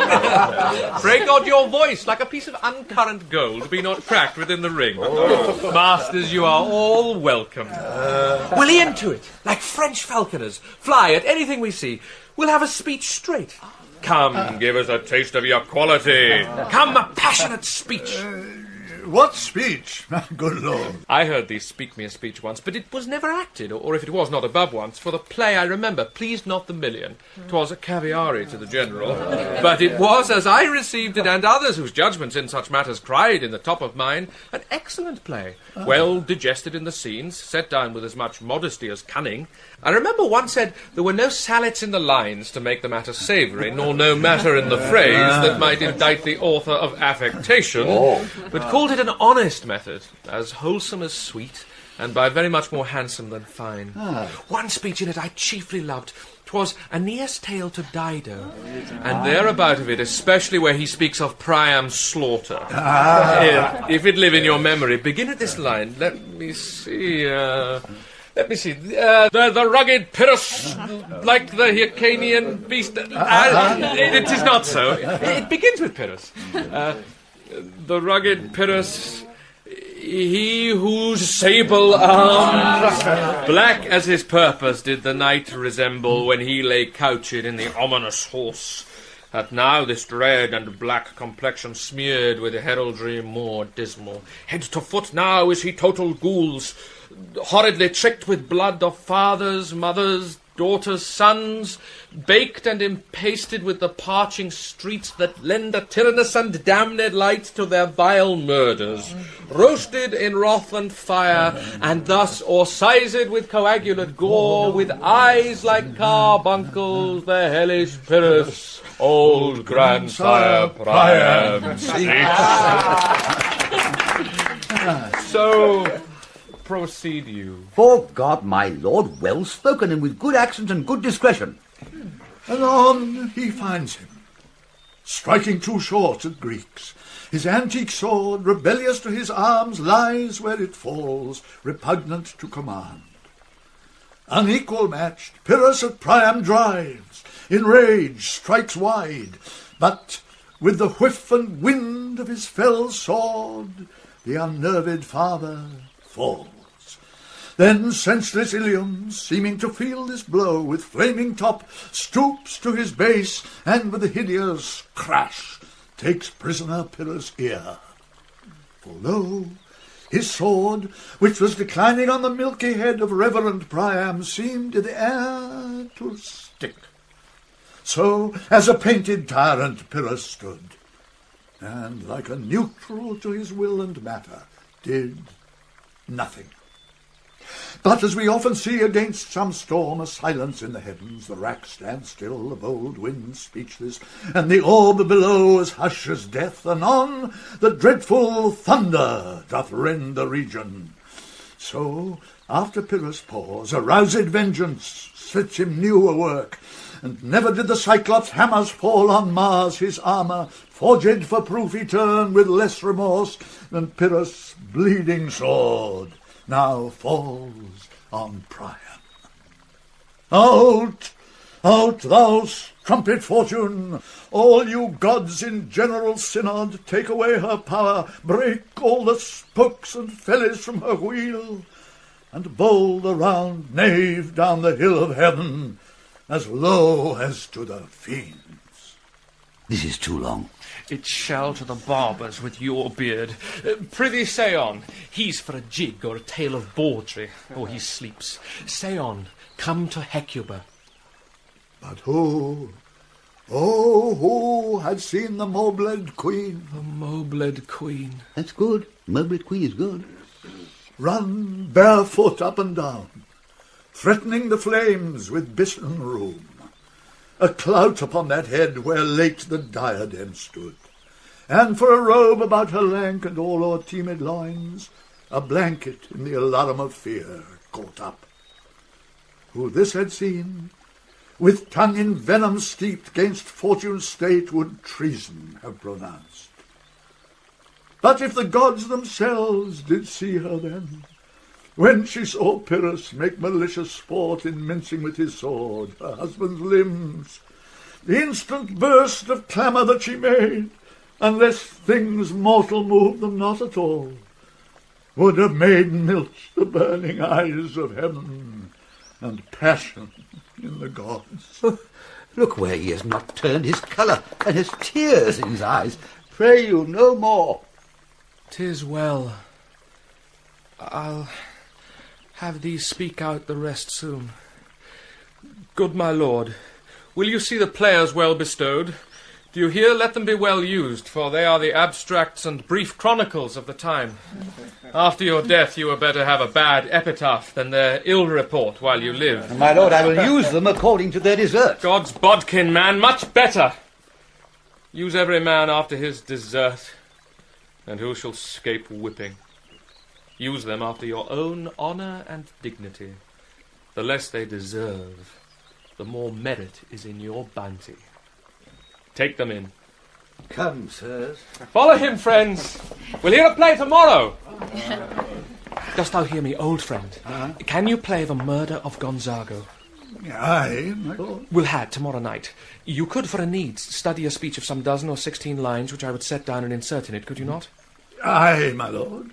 Very well. Follow that lord, and look you, mock him not. Aye, my lord. My good friends, I'll leave you till night. You are welcome to Elsinore. Good my lord. Aye, so. God by you. Now I am alone. Oh, what a rogue and peasant slave am I. Is it not monstrous that this player here, but in a fiction, in a dream of passion, could force his soul so to his whole conceit, that from her working all his visage wanned, tears in his eyes, distraction in his aspect, a broken voice, and his whole function suiting with forms to his conceit, and all for nothing? For Hecuba? What's Hecuba to him, or he to Hecuba, that he should weep for her? What would he do had he the motive and the cue for passion that I have?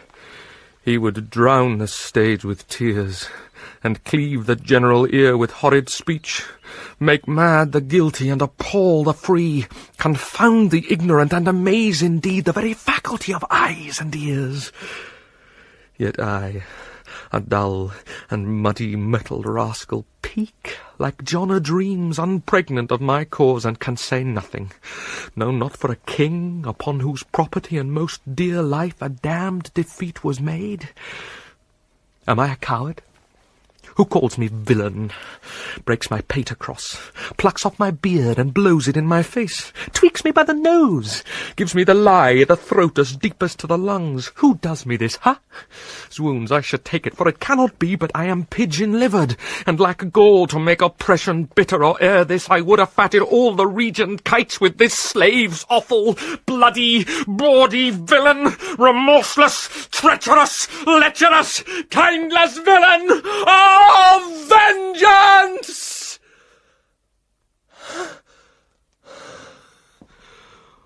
Why, what an ass am I! Ay, sure, this is most brave, that I, the son of a dear father murdered, prompted to my revenge by heaven and hell, must like a whore unpack my heart with words, and fall a-cursing like a very drab, a scullion firebomb fool about my brain. I have heard that guilty creatures sitting at a play have, by the very cunning of the scene, been struck so to the soul that presently they have proclaimed their malefactions, for murder, though it have no tongue, will speak with most miraculous organ. I'll have these players play something like the murder of my father before mine uncle. I'll observe his looks, I'll tempt him to the quick. If he but blench, I know my course. The spirit that I have seen may be the devil, and the devil hath power to assume a pleasing shape, yea, and perhaps out of my weakness and my melancholy, as he is very potent with such spirits, abuses me to damn me. I'll have grounds more relative than this. The play's the thing wherein I'll catch the conscience of the king. And can you, by no drift of circumstance, get from him why he puts on his confusion, grating so harshly all his days of quiet with turbulent and dangerous lunacy? He does confess he feels himself distracted, but from what cause he will by no means speak. Nor do we find him forward to be sounded, but with a crafty madness keeps aloof when we would bring him on to some confession of his true state. Did he receive you well? Oh, most like a gentleman. But with much forcing of his disposition. Niggard of question, but of our demands most free in his reply. Did you assay him to any pastimes? Madam, it so fell out that certain players we all wrought on the way. Of these we told him, and there did seem in him a kind of joy to hear of it. They are here about the court, and, as I think, they have already ordered this night to play before him. It is most true, and he beseeched me to entreat your majesties to hear and see the matter. With all my heart, and it doth much content me to hear him so inclined. Good gentlemen, give him a further edge, and drive his purpose on to these delights. We shall, my lord. Sweet Gertrude, leave us too, for we have closely sent for Hamlet hither, that he, as 'twere by accident, may hear of Ophelia. Her father and myself, lawful espials, will so bestow ourselves that, seeing unseen, we may of their encounter frankly judge, and gather by him, as he is behaved, if be the affliction of his love, or no, that thus he suffers for. I shall obey you. And for your part, Ophelia, I do wish that your good beauties be the happy cause of Hamlet's wildness. So shall I hope your virtues will bring him to his wonted way again, to both your honours. Madam, I wish it may. Ophelia, walk you here. Gracious, so please you, we will bestow ourselves. Read on this book, that show of such an exercise may colour your loneliness. We are oft to blame in this. 'Tis too much proved that with devotion's visage and pious action we do sugar o'er the devil himself. Oh, 'tis too true. How smart a lash that speech doth give my conscience. The harlot's cheek, beautied with plastering art, is not more ugly to the thing that helps it than is my deed to my most painted word. Oh, heavy burden. I hear him coming. Let's withdraw, my lord.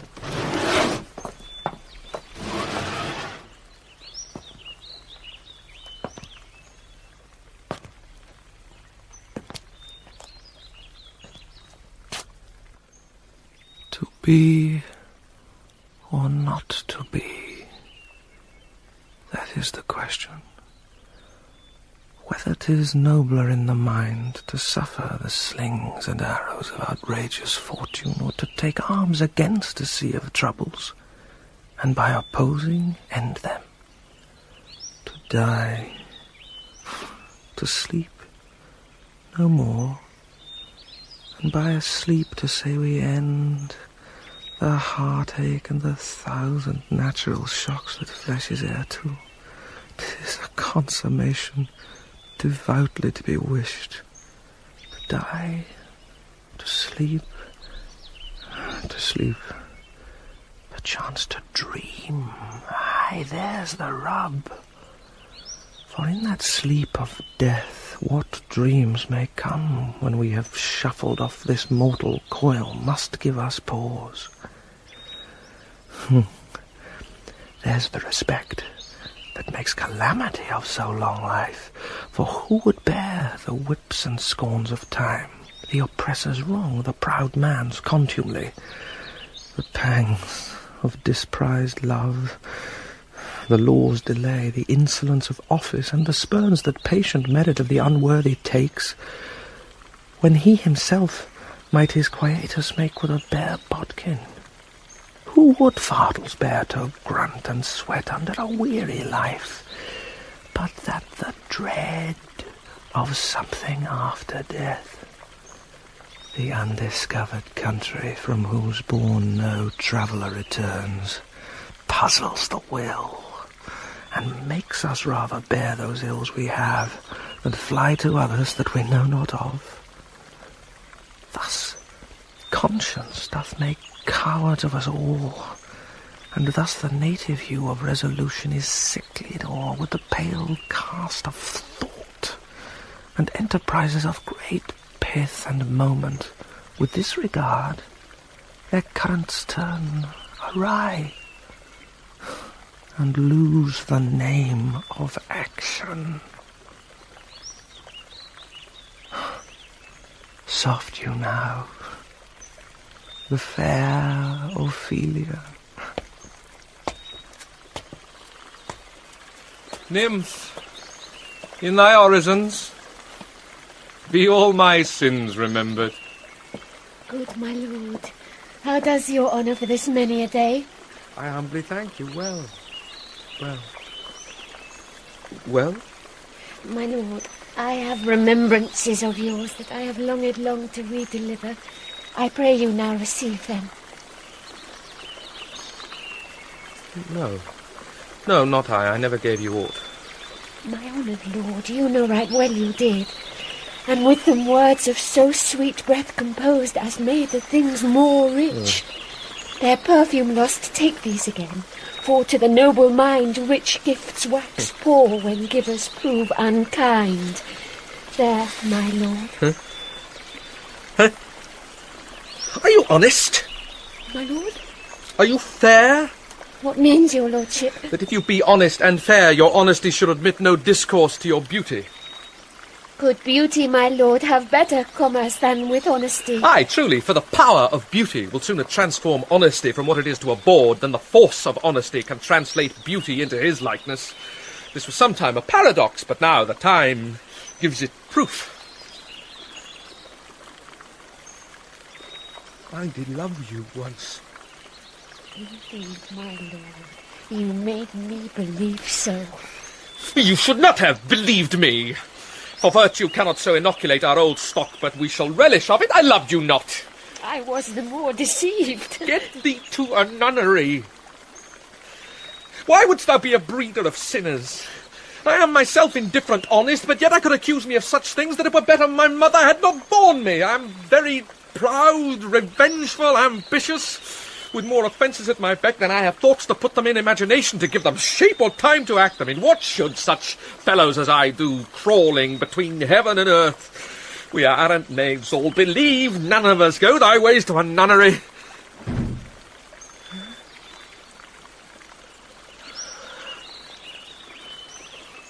Where's your father? Home, my lord. Well, let the doors be shut upon him, that he may play the fool nowhere but in his own house. Farewell! Sweet heavens! If thou dost marry, I'll give thee this plague for thy dowry. Be thou as chaste as ice, as pure as snow, thou shalt not scape calumny. Get thee to a nunnery. Go, farewell! Or if thou wilt needs marry a fool, for wise men know well enough what monsters you make of them. To a nunnery, go, and quickly too. Farewell! I must restore him. I have heard of your paintings too, well enough. God has given you one face, and you make yourselves another. You jig, you amble, and you lisp and nickname God's creatures, and make your wantonness your ignorance. Go to, I'll no warrant. It hath made me mad. I say, we will have no more marriages. Those that are married already, all but one, shall live. The rest shall keep as they are. To a nunnery. Go! Oh, what noble mind is here overthrown? The courtiers, soldiers, scholars, eye, tongue, sword, the expectancy and rose of the fair state, the glass of fashion and the mould of form, the observed of all observers, quite down. And I, of ladies most deject and wretched, that sucked the honey of his music vows, now see that noble and most sovereign reason like sweet bells jangled out of tune and harsh, that unmatched form and feature of blown youth blasted with ecstasy. Oh, woe is me, to have seen what I have seen. See what I see.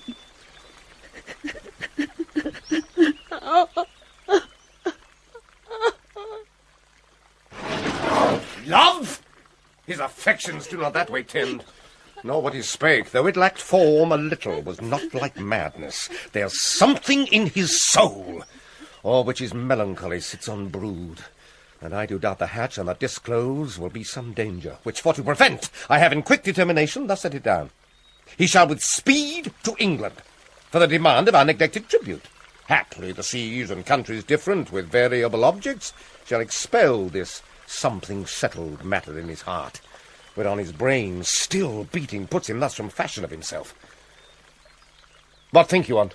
It shall do well, but yet do I believe the origin and commencement of this grief sprung from neglected love. How now, Ophelia? You need not tell us what Lord Hamlet said. We heard it all. My lord, do as you please. But, if you hold it fit, after the play let his queen mother all alone entreat him to show his griefs. Let her be round with him, and I'll be placed, so please you, in the ear of all their conference. If she find him not, to England send him, or confine him where your wisdom best shall think. It shall be so. Madness in great ones must not unwatched go.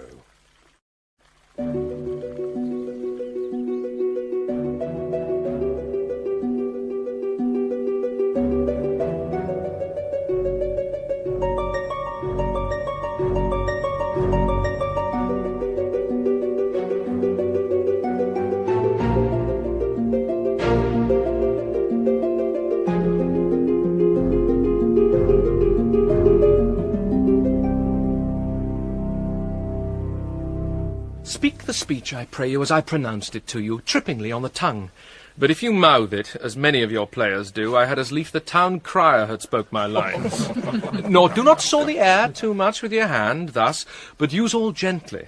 For in the very torrent, tempest, and as I may say, whirlwind of your passion, you must acquire and beget a temperance that may give it smoothness. Oh, it offends me to the soul to hear a robustious, periwig-pated fellow tear a passion to tatters, to very rags, to split the ears of the groundlings, who for the most part are capable of nothing but inexplicable dumb shows and noise. I would have such a fellow whipped for all doing termagant. It out Herod's Herod. Pray you avoid it. I warrant, your honour. Be not too tame neither, but let your own discretion be your tutor. Suit the action to the word to the action, with this special observance, that you o'erstep not the modesty of nature. For anything so overdone is from the purpose of playing, whose end, both at the first and now, was and is to hold as 'twere the mirror up to nature, to show virtue her own feature, scorn her own image, the very age and body of the time, his form and pressure. Now this overdone, or come tardy off, though it makes the unskilful laugh, cannot but make the judicious grieve, the censure of the which one must in your allowance o'erweigh a whole theatre of others. Oh, there be players that I have seen play, and heard others praise, and that highly, not to speak it profanely, that neither having the accent of Christians, nor the gait of Christian, pagan, nor no man, have so strutted and bellowed that I have thought some of nature's journeymen had made men, and not made them well. They imitated humanity so abominably. I hope we have reformed that indifferently with us, sir. Oh, reform it altogether. And let those that play your clowns speak no more than is set down for them. For there be of them that will themselves laugh, to set on some quantity of barren spectators to laugh too, though in the meantime some necessary question of the play be then to be considered. That's villainous, and shows a most pitiful ambition in the fool that uses it. Go, make you ready.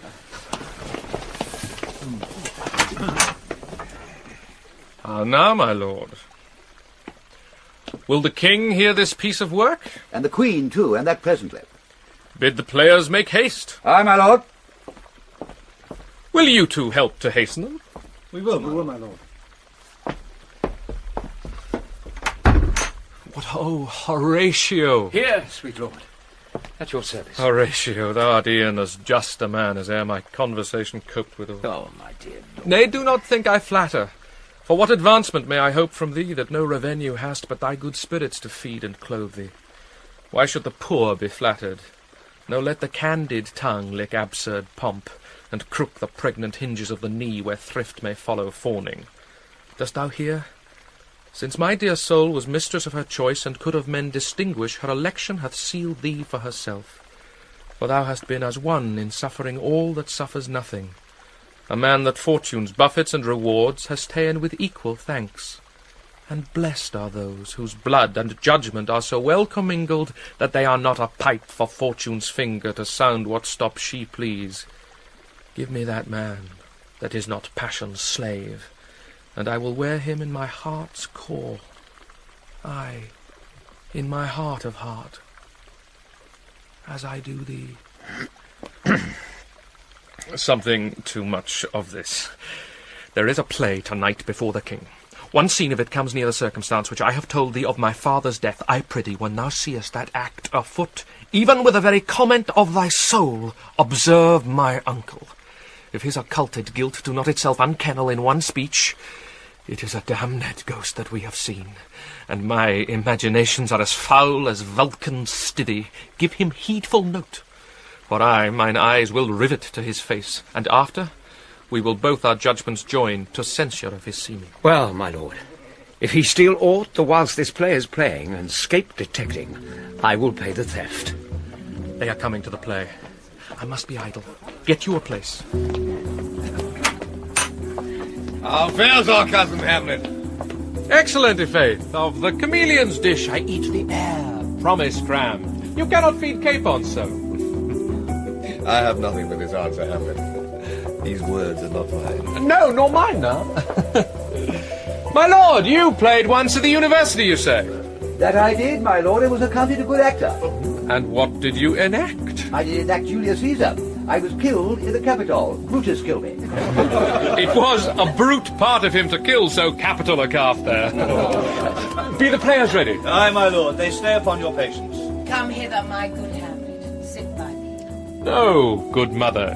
Here's metal more attractive. Oh, my lord, you mark that. Lady, shall I lie in your lap? No, my lord. I mean my head upon your lap.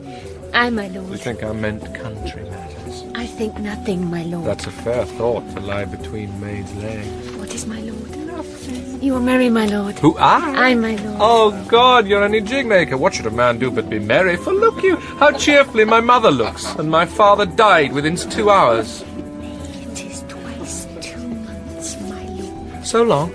Nay, then let the devil wear black, for I'll have a suit of sables. Oh, heavens, died 2 months ago and not forgotten yet. Then there's hope a great man's memory may outlive his life half a year. But by Our Lady he must build churches then, or else shall he suffer, not thinking on, with the hobby horse, whose epitaph is, for oh, the hobby horse is forgot.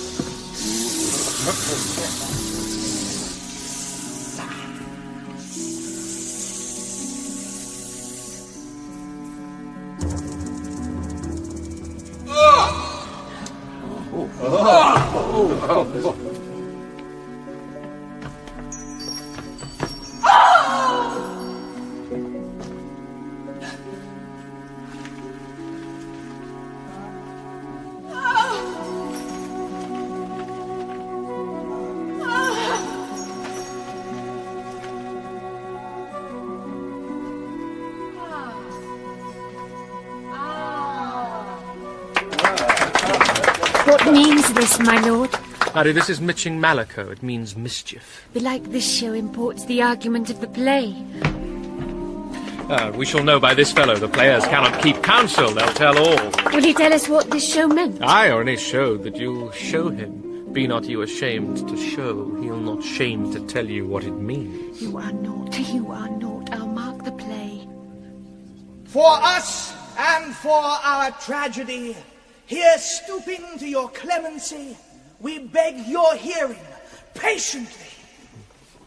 Is this a prologue or the posy of a ring? 'Tis brief, my lord. As woman's love.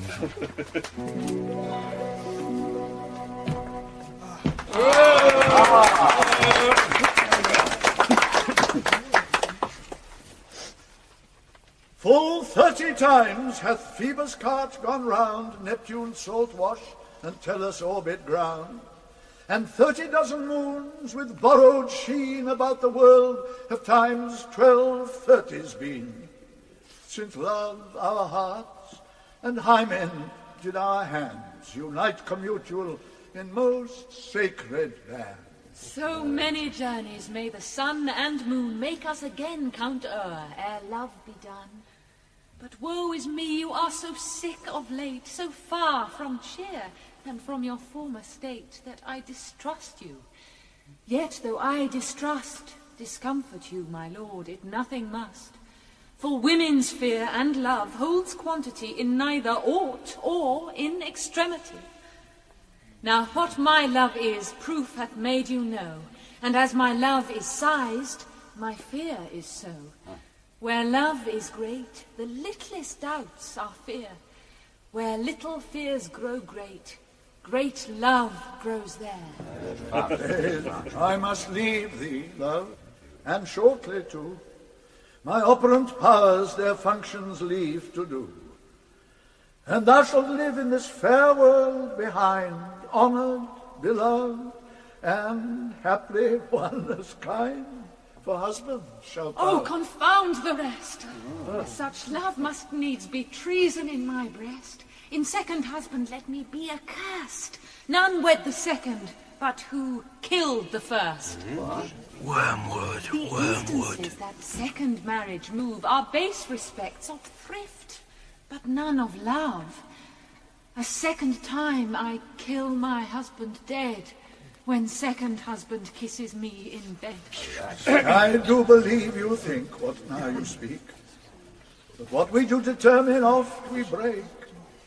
Purpose is but the slave to memory, of violent birth but poor validity, which now, like fruit unripe, sticks on the tree, but fall unshaken when they mellow be. Most necessary 'tis that we forget to pay ourselves what to ourselves is debt. What to ourselves in passion we propose, the passion ending, doth the purpose lose. The violence of either grief or joy their own enactures with themselves destroy. Where joy most revels, grief doth most lament. Grief joys, joy grieves on slender accident. This world is not for aye, nor 'tis not strange that even our loves should with our fortunes change. For 'tis a question left us yet to prove, whether love lead fortune, or else fortune love. The great man down, you mark his favourite, flies. The poor advanced makes friends of enemies, and hitherto doth love on fortune tend. For who not needs shall never lack a friend, and who in want a hollow friend doth try, directly seasons him his enemy. But, orderly to end where I begun, our wills and fates do so contrary run, that our devices still are overthrown, our thoughts are ours, their ends none of our own. So think thou wilt no second husband wed, but die thy thoughts when thy first lord is dead. Nor earth to me give food, nor heaven light. Sport and repose lock from me day and night. To desperation turn my trust and hope.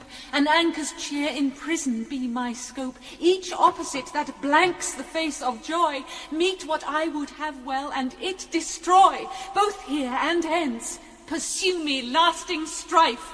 If once a widow, ever I be wife. If she should break it now. 'Tis deeply sworn. Sweet, leave me here a while, my spirits grow dull, and fain I would beguile the tedious day with sleep.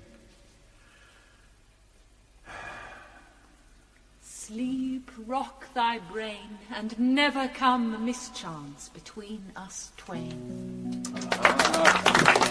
Madam! How like you this play? The lady doth protest too much, methinks. Oh, but she'll keep her word. Have you heard the argument? Is there no offence in? No, they do but jest. Poison in jest. No offence in the world. What do you call the play? The Mousetrap. Marry how? Tropically. This play is the image of a murder done in Vienna. Gonzago is the Duke's name, his wife Baptista. You shall see anon 'tis a knavish piece of work. But what of that? Your Majesty, and we that have free souls, it touches us not. Let the gold jade wince. Our withers are unwrung. This is one Lucianus, nephew to the king. You are as good as a chorus, my lord. I could interpret between you and your love if I could see the puppets dallying. In the frosty room, robe to take off my edge. Still better and worse. So you mistake your husbands. Begin, murderer! Parts, leave thy damnable faces and begin! Come, the croaking raven doth bellow for revenge! Thoughts black, hands apt, drugs fit, and time agreeing, confederate season, else no creature seeing. Thou mixture rank of midnight weeds collected, with Hecate's ban thrice blasted, thrice infected, thy natural magic and dire property on wholesome life usurp immediately. He poisoned him in the garden for his estate. His name's Gonzago. The story is extant and written in very choice Italian. You shall see anon how the murderer gets the love of Gonzago's wife.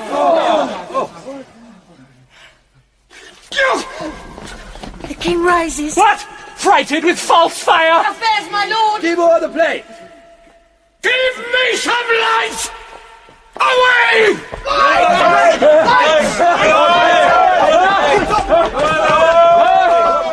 Why let the stricken deer go weep, the heart ungalled play? For some must watch while some must sleep, so runs the world away. Would not this, sir, and a forest of feathers, if the rest of my fortunes turn Turk with me, with 2 provincial roses on my raised shoes, get me a fellowship in a cry of players, sir? Half a share. A whole one eye. For thou dost know, O Damon dear, this realm dismantled was of Jove himself, and now reigns here a very, very peacock. Oh, you might have rhymed. Oh, good Horatio. I'll take the ghost word for £1,000. Didst perceive? Very well, my lord. Upon the talk of the poisoning. I did very well note him. Come, some music. Come, the recorders. For if the king like not the comedy, why then, belike, he likes it not, paddy. Come, some music. My lord, vouchsafe me a word with you. Sir, a whole history.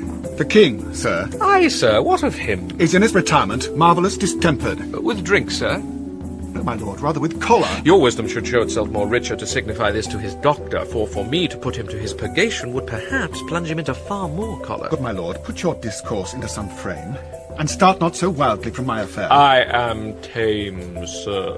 Pronounce.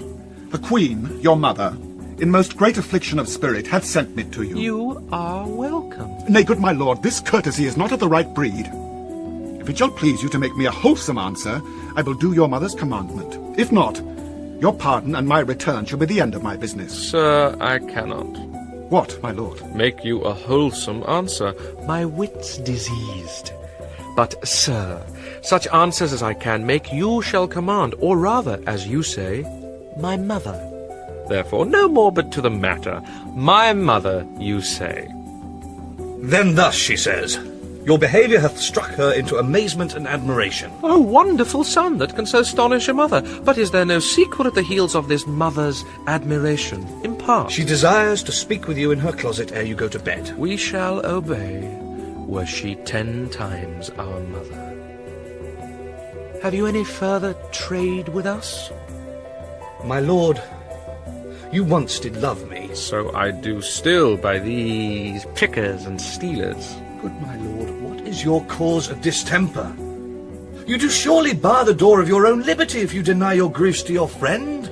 Sir, I lack advancement. How can that be, when you have the voice of the king himself for your succession in Denmark? Aye, sir, but while the grass grows, the proverb is something musty. Oh, the recorder, let me see. To withdraw with you. Why do you go about to recover the wind of me as if you would drive me into a toil? Oh, my lord, if my duty be too bold, my love is too unmannerly. I do not well understand that. Will you play upon this pipe? My lord, I cannot. I pray you. Believe me, I cannot. I do beseech you. No touch of it, my lord. It is as easy as lying. Govern these ventages with your finger and thumb, give it breath with your mouth, and it will discourse most eloquent music. Look you, these are the stops. But these cannot I command to any utterance of harmony. I have not the skill. Why, look you now, how unworthy a thing you make of me. You would play upon me. You would seem to know my stops. You would pluck out the heart of my mystery. You would sound me from my lowest note to the top of my compass, and there is much music, excellent voice, in this little organ, yet cannot you make it speak. Blood, do you think that I am easier to be played on than a pipe? Call me what instrument you will, though you can fret me, yet you cannot play upon me. Oh, God bless you, sir. My lord, The Queen would speak with you, and presently. Do you see yonder cloud that's almost in shape of a camel? Well, by the mass, it is like a camel indeed. Methinks 'tis like a weasel. It is backed like a weasel. Or like a whale. Very like a whale. Then I will come to my mother by and by. They fool me to the top of my bent. I will come by and by. I will say so. By and by is easily said. Leave me, friends. My lord. 'Tis now the very witching time of night, when churchyards yawn, and hell itself breathes out contagion to this world. Now could I drink hot blood, and do such bitter business as the day would quake to look on. Soft, now to my mother. O heart, lose not thy nature. Let not ever the soul of Nero enter this firm bosom. Let me be cruel, not unnatural. I will speak daggers to her, but use none. My tongue and soul in this be hypocrites. How in my words somever she be shent, to give them seals, never my soul consent.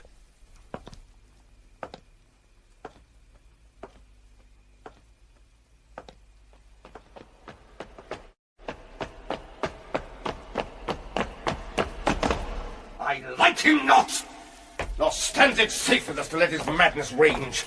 Therefore prepare you. I, your commission, will forthwith dispatch, and he to England shall along with you. The terms of our estate may not endure hazard so dangerous as doth hourly grow out of his lunacies. We will ourselves provide. Most holy and religious fear it is to keep those many, many bodies safe that live and feed upon your majesty. Aye, the single and peculiar life is bound with all the strength and armour of the mind to keep itself from annoyance, but much more that spirit upon whose weal depends and rests the lives of many.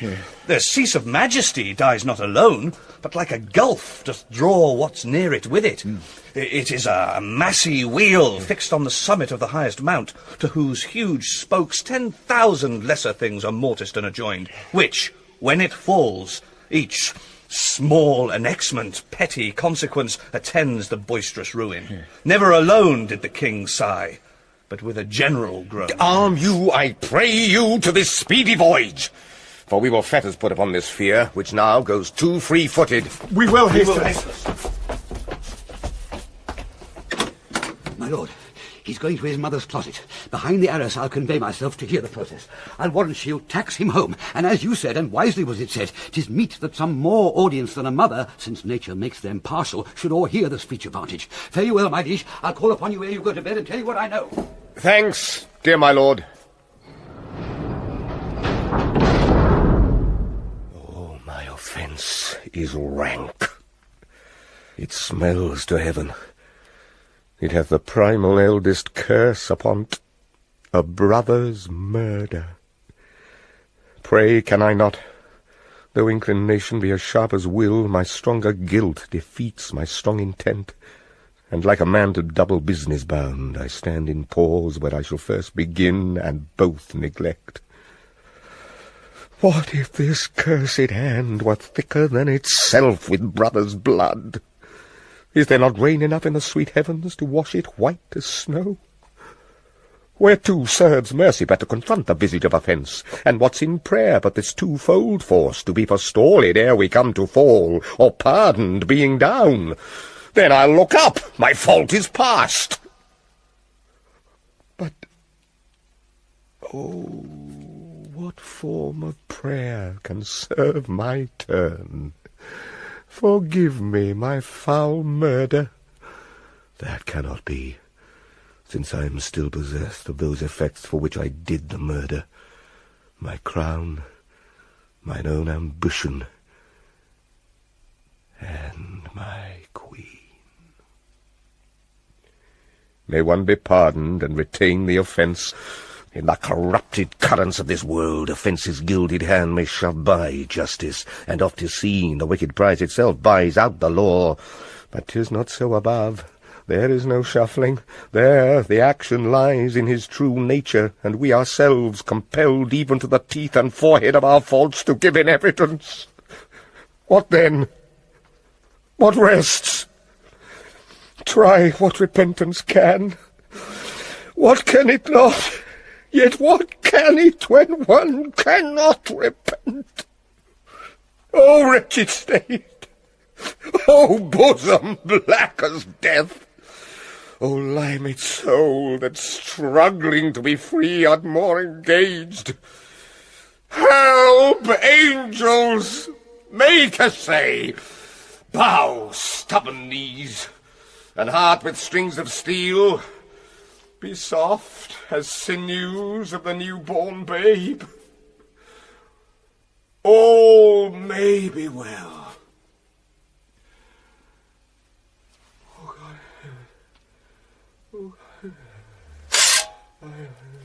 Now might I do it, Pat. Now he is a-praying. And now I'll do it. And so he goes to heaven. And so am I revenged. Huh? That would be scanned. A villain kills my father, and for that I his sole son do this same villain send to heaven. Oh, this is hire and salary, not revenge. He took my father grossly, full of bread, with all his crimes broad blown, as flush as May. And how his audit stands, who knows save heaven, but in our circumstance and course of thought 'tis heavy with him. And am I then revenged, to take him in the purging of his soul, when he is fit and seasoned for his passage? No! Up, sword, and know thou a more horrid hint. When he is drunk, asleep, or in his rage, or in the incestuous pleasure of his bed, at gaming, swearing, or about some act that hath no relish of salvation in't, then trip him, that his heels may kick at heaven, and that his soul may be as damned and black as hell whereto it goes. My mother stays. This physic but prolongs thy sickly days. My words fly up. My thoughts remain below. Words without thoughts never to heaven go. He will come straight. Look you, lay home to him. Tell him his pranks have been too broad to bear with, and that your grace hath screened and stood between much heat and him. I'll silence me even here. Pray you be round with him. I warrant you, fear me not. Withdraw behind the arras. I hear him coming.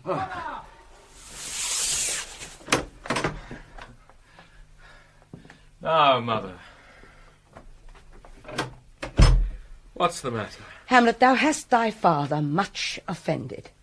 Mother, you have my father much offended. Come, you answer with an idle tongue. Go, you question with a wicked tongue. Why, how now, Hamlet? What's the matter Have you forgot me? No, by the rood, not so. You are the queen, your husband's brother's wife, and would it were not so, you are my mother. Nay, then, I'll set those to you that can speak. Come and sit you down.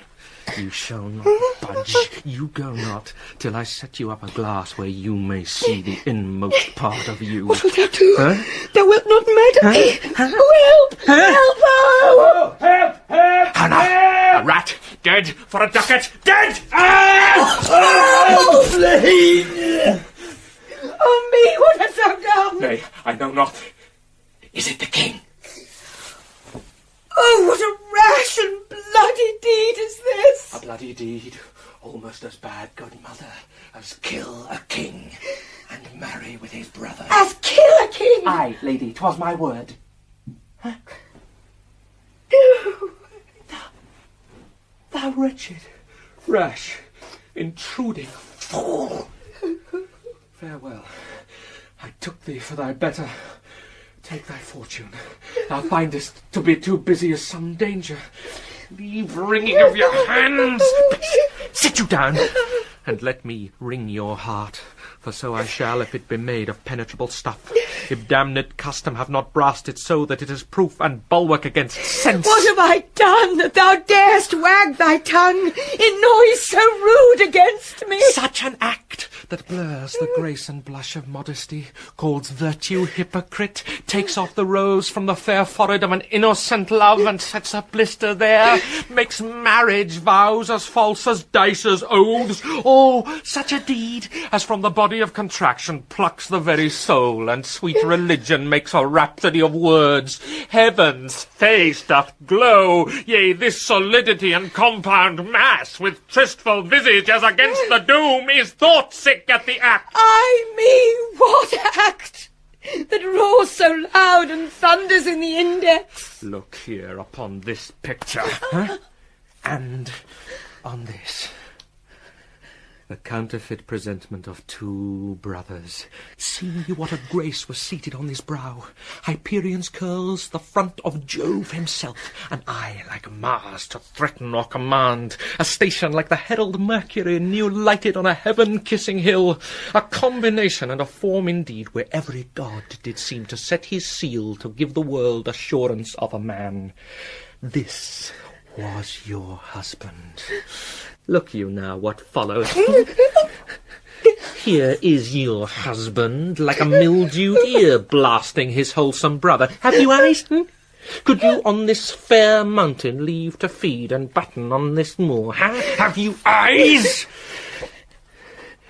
You cannot call it love, for at your age the heyday and the blood is tame. It's humble and waits upon the judgment. And what judgment would stoop from this to this? Sense sure you have, else you could not have motion. But sure that sense is apoplexed, for madness would not err, nor sense to ecstasy was ne'er so thralled, but it reserved some quantity of choice to serve in such a difference. What devil was there that thus hath cozened you at hoodman blind? Eyes without feeling, feeling without sight, ears without hands or eyes, smelling sans all, or but a sickly part of one true sense could not so mope. Oh, shame! Where is thy blush? Rebellious hell, if thou canst mutine in a matron's bones, to flaming youth let virtue be as wax, and melt in her own fire. Proclaim no shame when the compulsive ardour gives the charge, since frost itself as actively doth burn, and reason panders will. Oh, Hamlet, speak no more.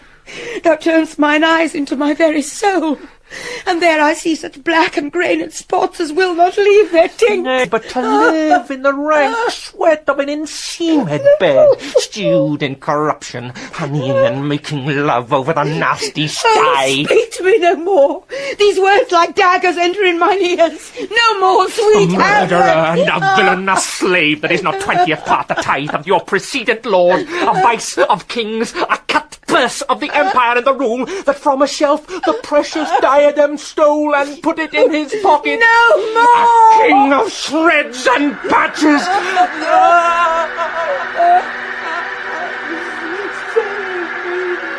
And hover over me with your wings, you heavenly gods! What would you, gracious figure? He's mad. Not you come your tardy son to chide, but lapsed in time and passion. Let's go by the important acting of your dread command. Oh, say! Do not forget, this visitation is but to whet thy almost blunted purpose. But look, amazement on my mother sits. Oh, step between her and her fighting soul. Conceit in weakest bodies, strongest works. Speak to her, Hamlet. How is it with you, lady? Alas, how is't with you? That you do bend your eye on vacancy, and with the incorporeal air do hold discourse. For that your eyes your spirits wildly peal, and as the sleeping soldiers in the alarm, your bedded hair, like life in excrement, start up and stand on end. O gentle sun, upon the heat and flame of thy distemper sprinkle cool patience. Whereon do you look? On him! On him! Look you how pale he glares! His form and cause conjoined, preaching to stones would make them capable. Do not look upon me, lest with this piteous action you convert my stern effects. Then what I have to do will want true colour, tears perchance for blood. To whom do you speak this? Do you see nothing there? Nothing at all. Yet all that is I see. Nor did you nothing hear? No, nothing but ourselves. Why, look you there. Look how it steals away. My father, in his habit as he lived. Look when he goes, even now, out at the portal. This is the very coinage of your brain. Huh? This bodiless creation, ecstasy, is very cunning and... Ecstasy.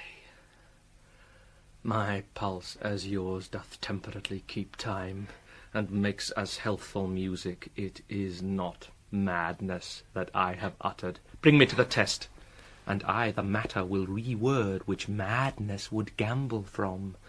Mother, for love of grace, lay not that flattering unction to your soul, that not your trespass, but my madness speaks. It will but skin and film the ulcerous place, whilst rank corruption, mining all within, infects unseen.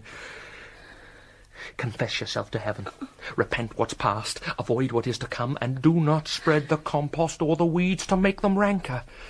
Forgive me this my virtue, for in the fatness of these pursy times virtue itself of vice must pardon beg, yea, curb and woo for leave to do him good. Oh, Hamlet, thou hast cleft my heart in twain. Oh, throw away the worser part of it, and live the purer with the other half. Good night. But go not to my uncle's bed. Assume a virtue if you have it not. That monster custom, who all sense doth eat of habits vile, is angel yet in this, that to the use of actions fair and good he likewise gives a frock or livery that aptly is put on. Refrain tonight, and that shall lend a kind of easiness to the next abstinence, the next more easy, for use almost can change the stamp of nature, and either shame the devil or throw him out with wondrous potency. Once more, good night. And when you are desirous to be blessed, I'll blessing beg of you.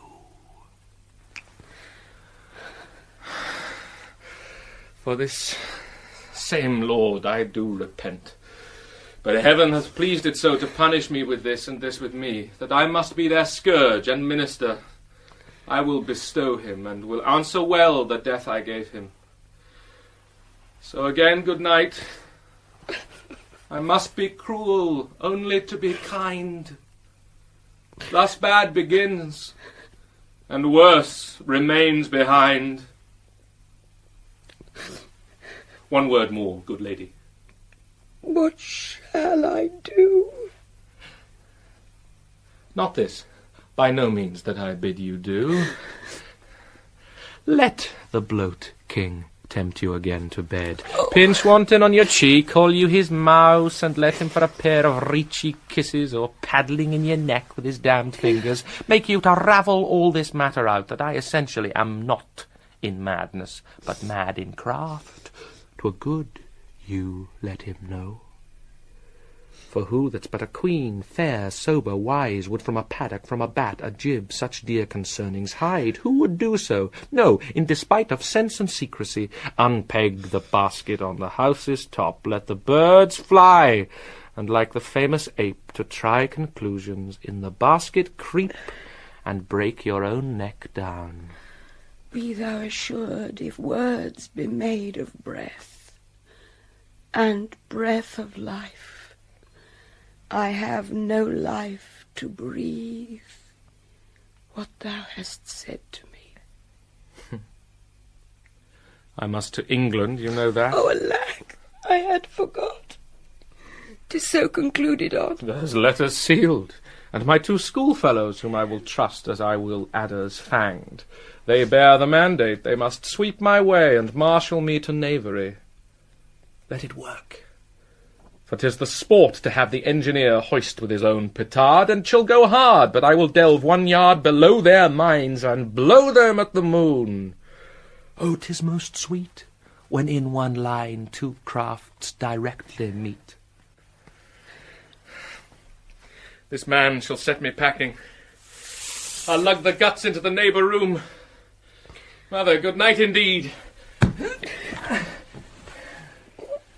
This counsellor is now most still, most secret, and most grave, who was in life a foolish, prating knave. Come, sir, to draw toward an end with you. Good night, Mother.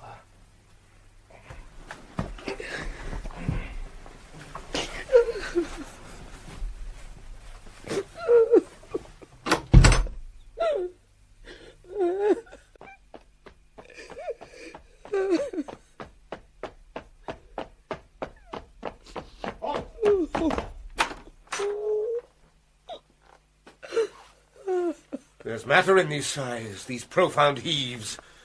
You must translate, 'tis fit we understand them. Where is your son? Bestow this place on us a little while. Good madam. Madam.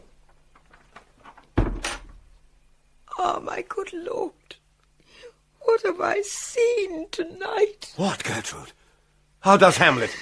Mad as the sea and wind, when both contend, which is the mightier. In his lawless fit, behind the arras hearing something stir, whips out his rapier, cries, "A rat! A rat!" and in his brainish apprehension kills the unseen good old man. Oh, heavy deed! It had been so with us, had we been there. His liberty is full of threats to all, to you yourself, to us, to everyone. Alas, how shall this bloody deed be answered? It will be laid to us, whose providence should have kept short, restrained, and out of haunt this mad young man. But so much was our love, we would not understand what was most fit, but like the owner of a foul disease, to keep it from divulging, let it feed even on the pith of life. Where is he gone?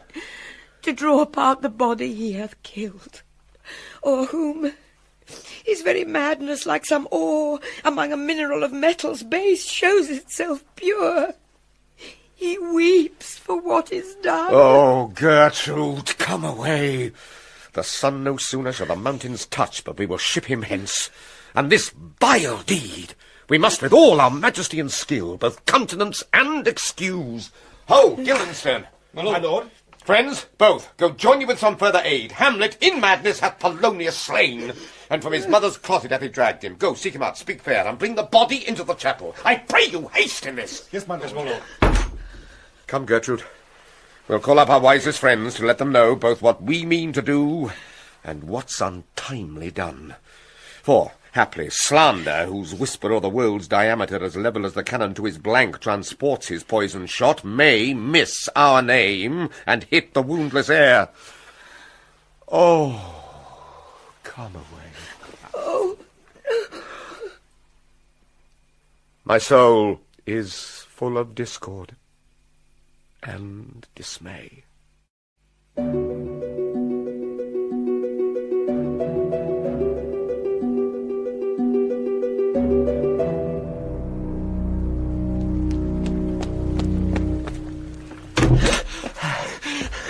Safely stowed. What noise?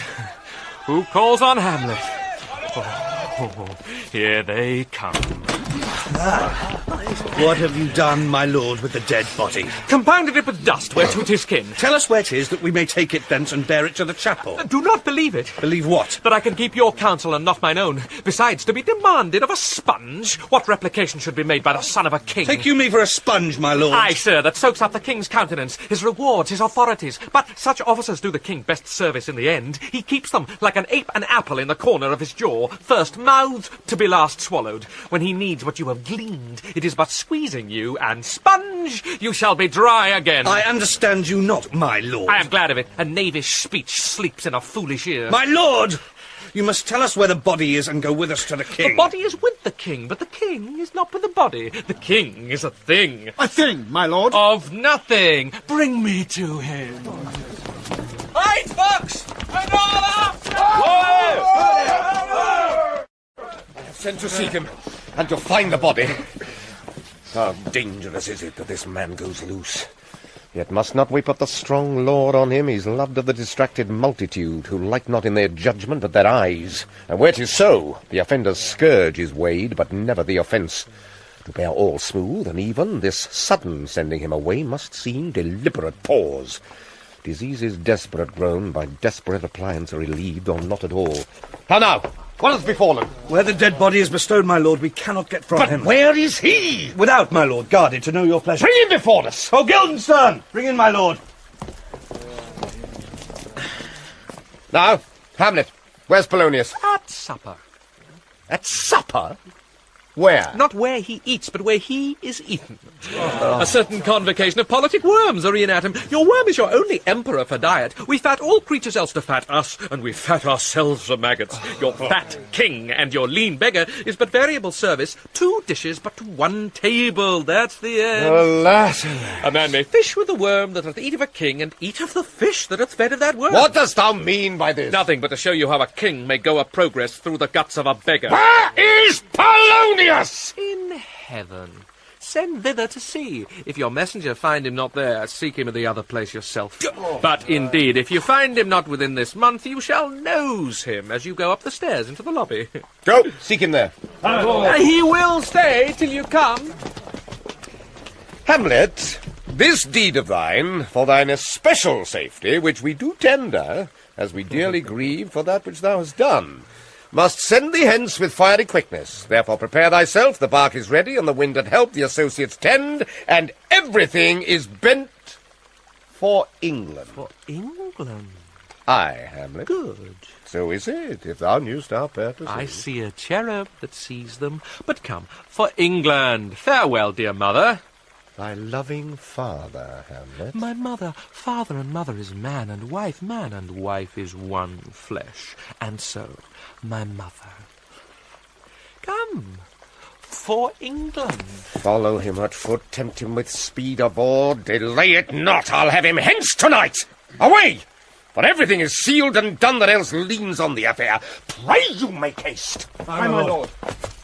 And England, if my love thou hold'st at aught, as my great power thereof may give thee sense, since yet thy cicatrice looks raw and red after the Danish sword, and thy free oar pays homage to us, thou mayst not coldly set our sovereign purpose, which imports at full, by letters congruing to that effect, the present death of Hamlet. Do it, England, for like the hectic in my blood he rages, and thou must cure me, till I know 'tis done, howe'er my haps, my joys were ne'er begun.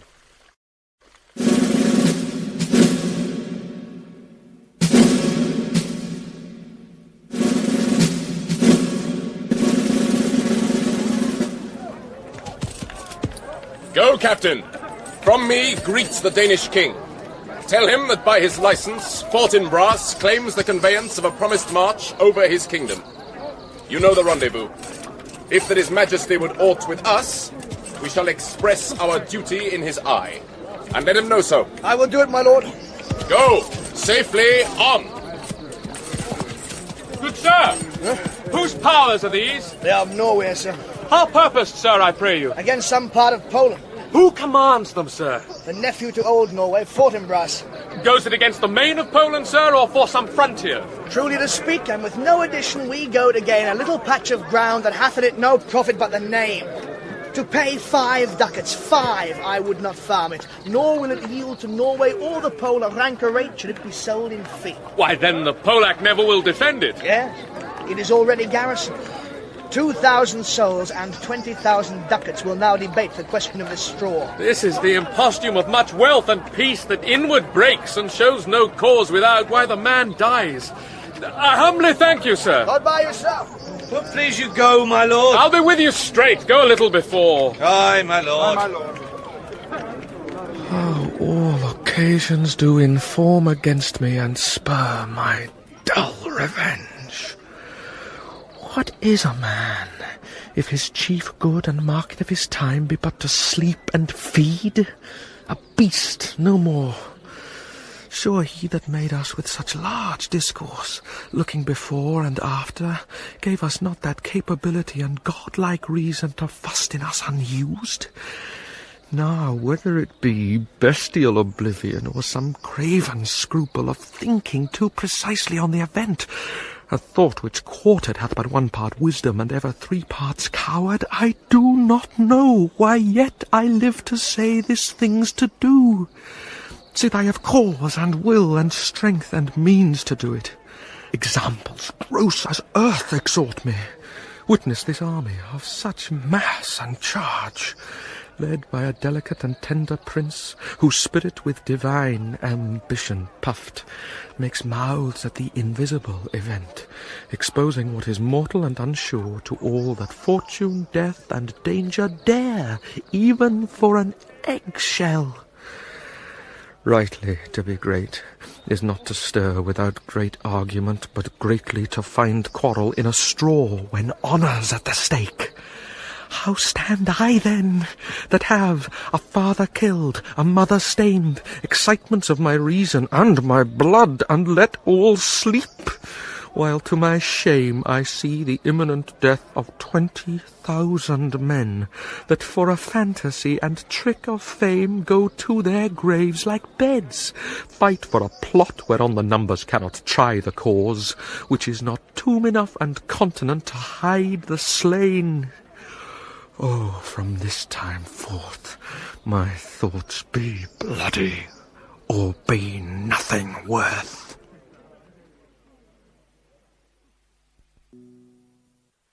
I will not speak with her. She is importunate, indeed distract. Her mood will needs be pitied. What would she have? She speaks much of her father. Says she hears there's tricks i' the world, and hems and beats her heart. Spurns enviously at straws, speaks things in doubt that carry but half sense. Her speech is nothing, yet the unshaped use of it doth move the hearers to collection. They aim at it, and botch the words up fit to their own thoughts, which, as her winks and nods and gestures yield them, indeed would make one think there might be thought, though nothing sure, yet much unhappily. Too good she were spoken with, for she may strew dangerous conjectures in ill-breeding minds. Let her come in. Yes, my lady. To my sick soul, as sin's true nature is, each toy seems prologue to some great amiss. So full of artless jealousy is guilt, it spills itself in fearing to be spilt. Oh, where is the beauteous majesty of Denmark? Now, Ophelia. How should I your true love know from another one? By his cockle hat and staff and his sandals shoes. Alas, sweet lady, what imports this song? Say you? Nay, pray you mark. He is dead and gone, lady, he is dead and gone.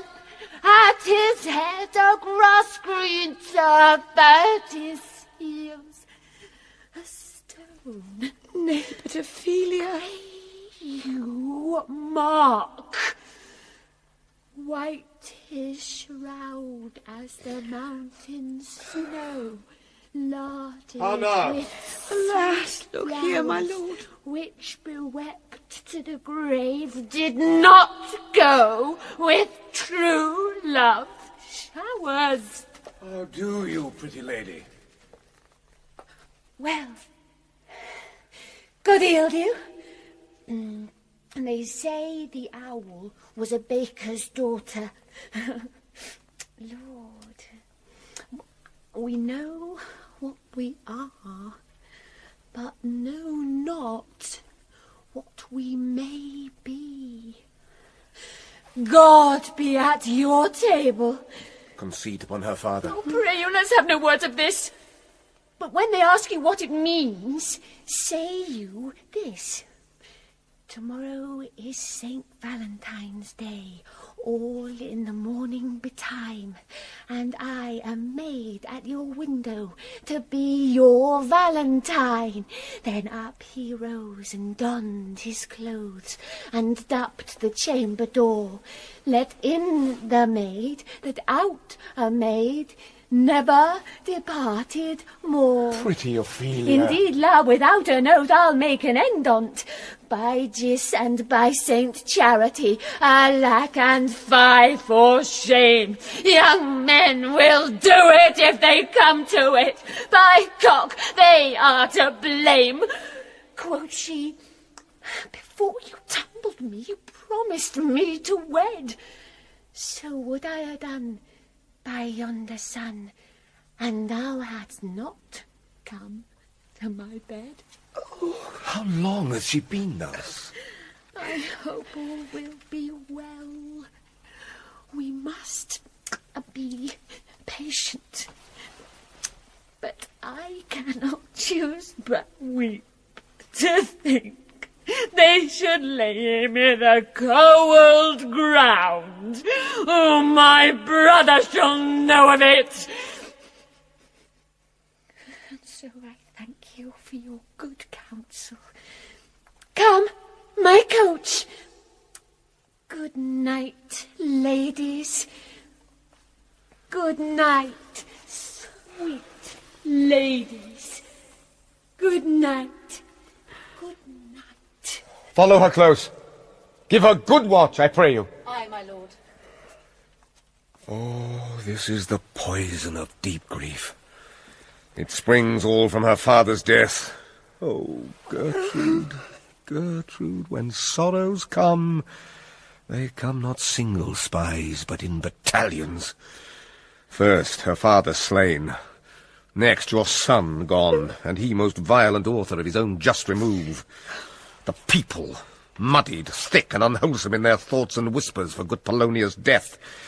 And we have done but greenly in hugger-mugger to inter him. Poor Ophelia, divided from herself and her fair judgment, without the which we are pictures or mere beasts. Last, and as much containing as all these, her brother is in secret come from France, feeds on this wonder, keeps himself in clouds, and wants not buzzers to infect his ear with pestilent speeches of his father's death, where in necessity, of matter beggared, will nothing stick our persons to arraign in ear and ear. Oh, my dear Gertrude, this, like to a murdering piece in many places, gives me superfluous death. Alack, what noise is this? Where are my Switzers? Let them guard the door! What is the matter? Save yourself, my lord.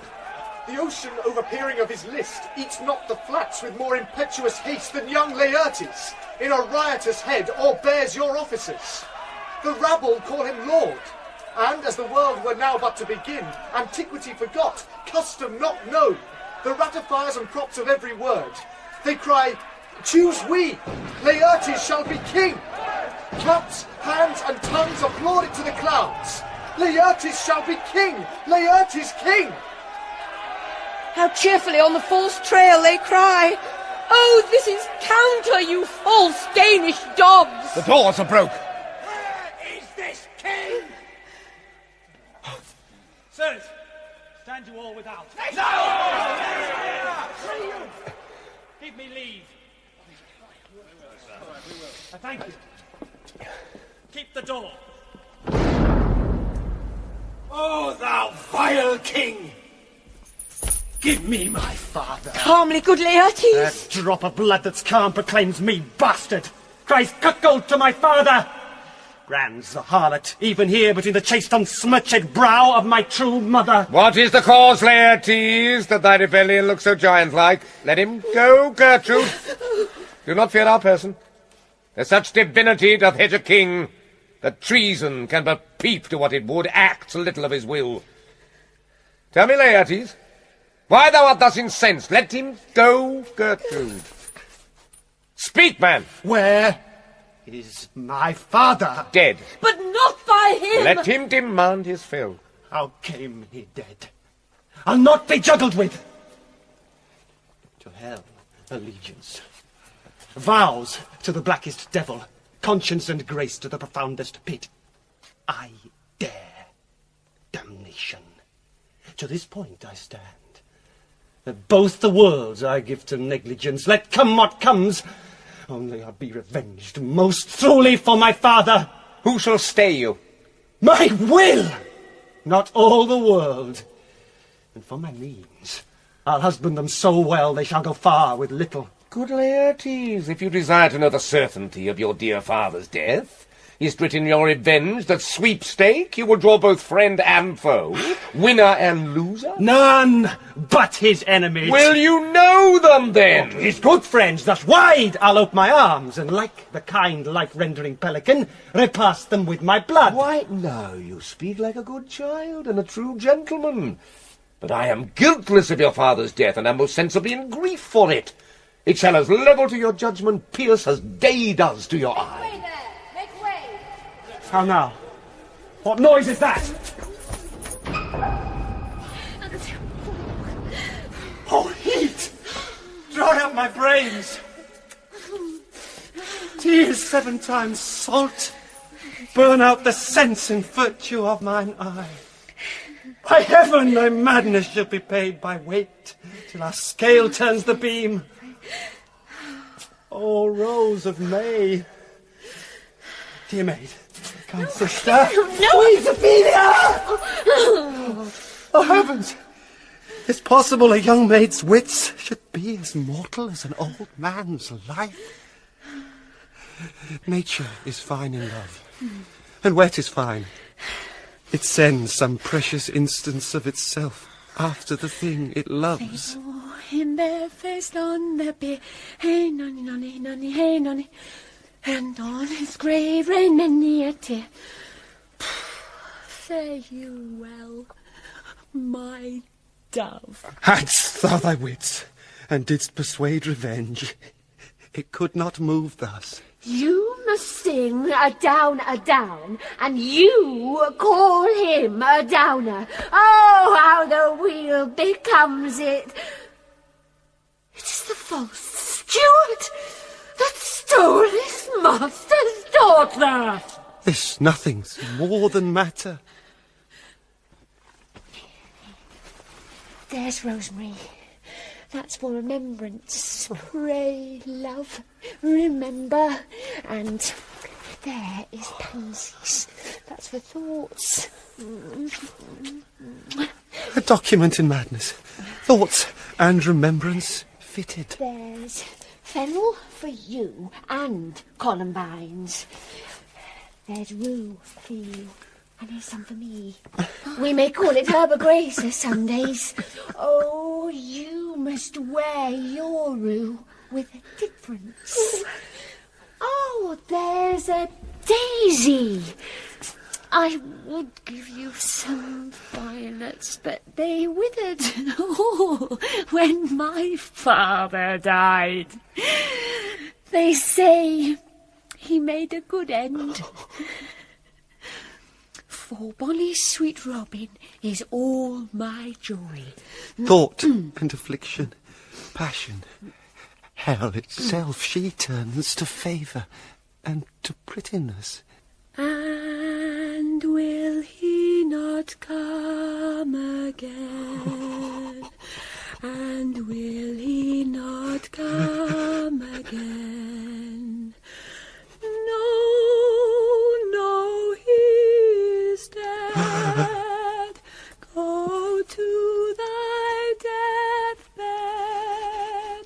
He never will come again. His beard was as white as snow, all flat Saxon was his bow. He is gone, and we cast away moan. God have mercy on his soul. And of all Christian souls I pray God, God by you. Do you see this? Oh, God! Laertes, I must commune with your grief, or you deny me right. Go but apart. Make choice of whom your wisest friends you will, and they shall hear and judge twixt you and me. If by direct or by collateral hand they find us touched, we will our kingdom give, our crown, our life, and all that we call ours, to you in satisfaction.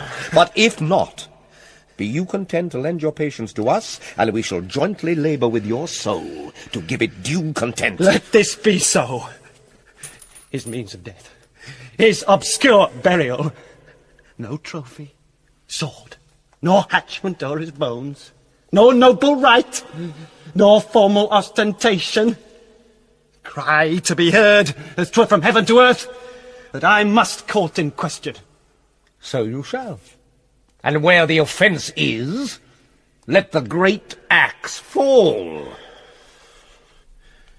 I pray you, go with me.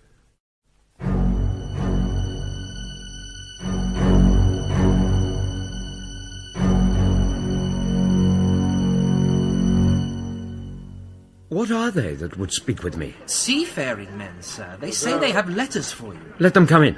Aye, sir.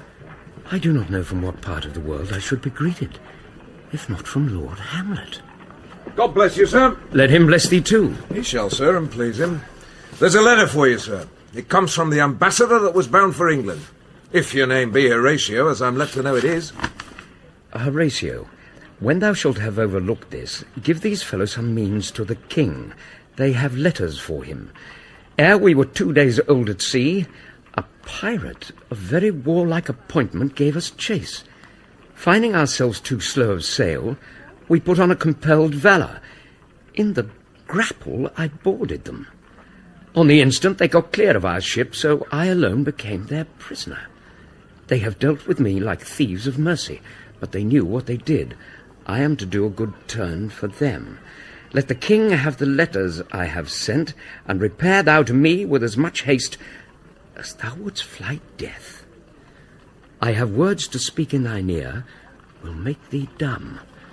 Yet are they much too light for the bore of the matter. These good fellows will bring thee where I am.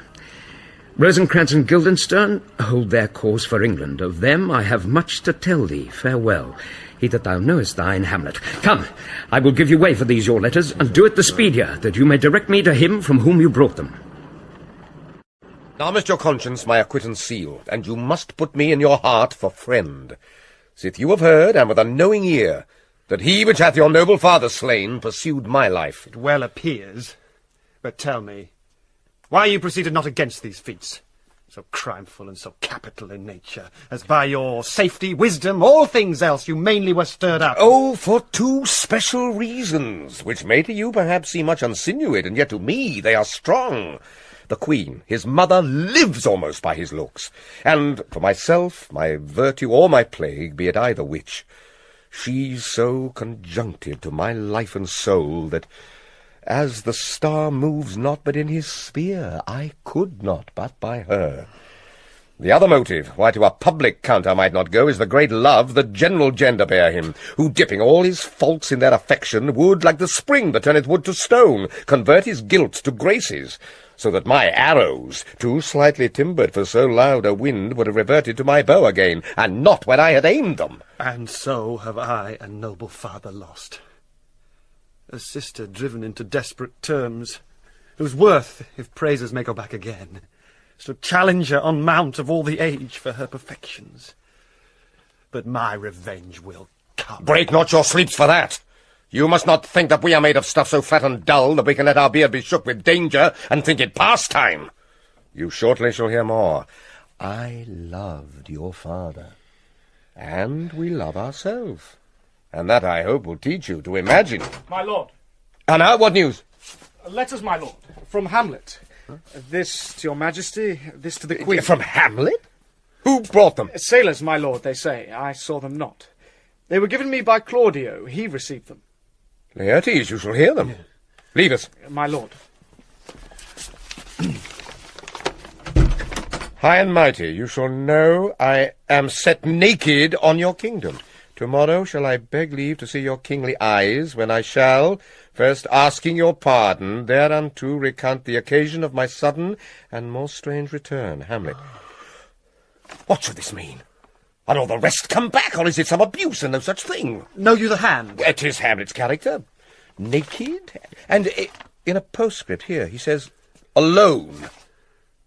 Can you advise me? I'm lost in it, my lord, but let him come. It warms the very sickness in my heart, and I shall live and tell him to his teeth. Thus didst thou. If it be so, Laertes, as how should it be so, how otherwise, will you be ruled by me? If so, you'll not all rule me to a peace. To thine own peace. If he be now returned, as checking at his voyage, and that he means no more to undertake it, I will work him to an exploit now ripe in my device, under the which he shall not choose but fall. And for his death, no wind of blame shall breathe, but even his mother shall uncharge the practice and call it accident. My lord, I will be ruled.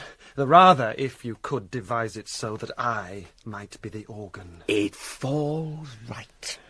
You have been talked of since your travels much, and that in Hamlet's hearing, for a quality wherein they say you shine. Your sum of parts did not together pluck such envy from him as did that one, and that in my regard of the unworthiest siege. What part is that, my lord? A very ribbon in the cap of youth, yet needful too, for youth no less becomes the light and careless livery that it wears, than settled age, his sables and his weeds, importing health and graveness.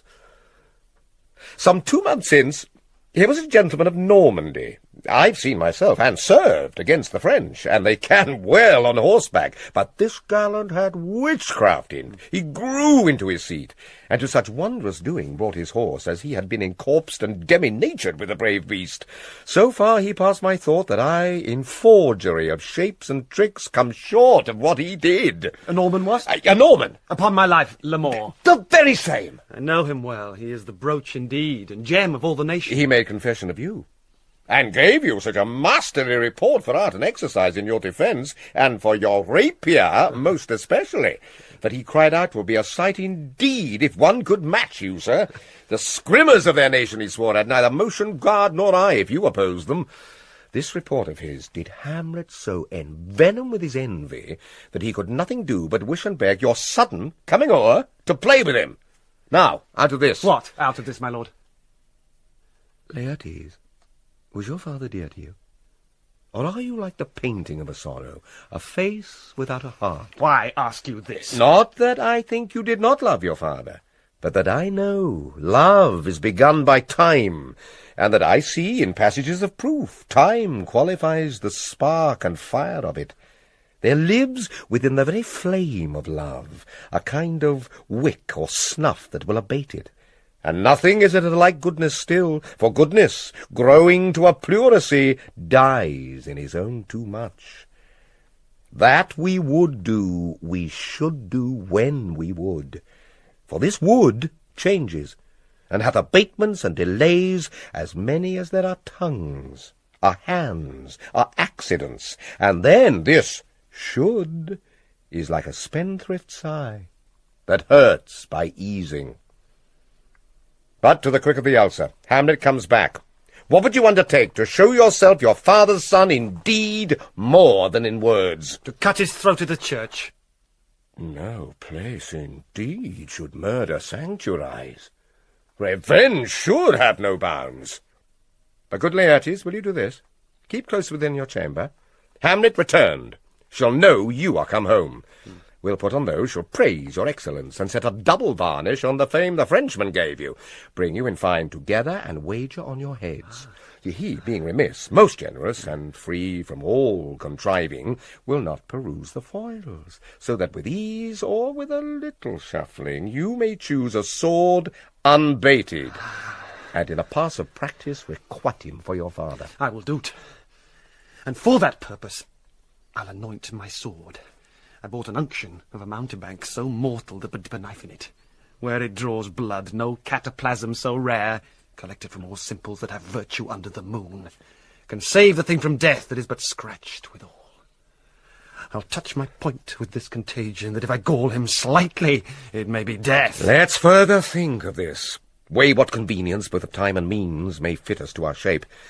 If this should fail, and let our drift look through our bad performance, 'twere better not essay. Therefore this project should have a back or second, that might hold if this did blast in proof. Soft, let me see. We'll make a solemn wager on your cunnings. I have it! When in your motion you are hot and dry, as make your bouts more violent to that end, and that he calls for drink, I'll have prepared him a chalice for the nonce, whereon but sipping, if he by chance escape your venom stuck, our purpose may hold there. How now? Sweet queen. One woe doth tread upon another's heels, so fast they follow. Your sister's drowned, Laertes. Drowned? Oh, where? There is a willow grows aslant a brook, that shows his hoar leaves in the glassy stream. There with fantastic garlands did she come, of crowflowers, nettles, daisies, and long purples, that liberal shepherds give a grosser name, but our cold maids do dead men's fingers call them. There on the pendant boughs her crowned weeds clambering to hang, an envious sliver broke, when down the weedy trophies and herself fell in the weeping brook. Her clothes spread wide, and mermaid like a while they bore her up, which time she chanted snatches of old tunes, as one incapable of her own distress, or like a creature native and imbued unto that element. But long it could not be, till that her garments heavy with their drink pulled the poor wretch from her melodious lay to muddy death. Alas, then she is drowned. Drowned. Drowned.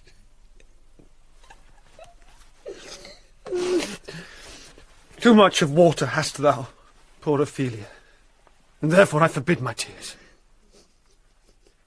But yet, it is our trick. Nature her custom holds. Let shame say what it will.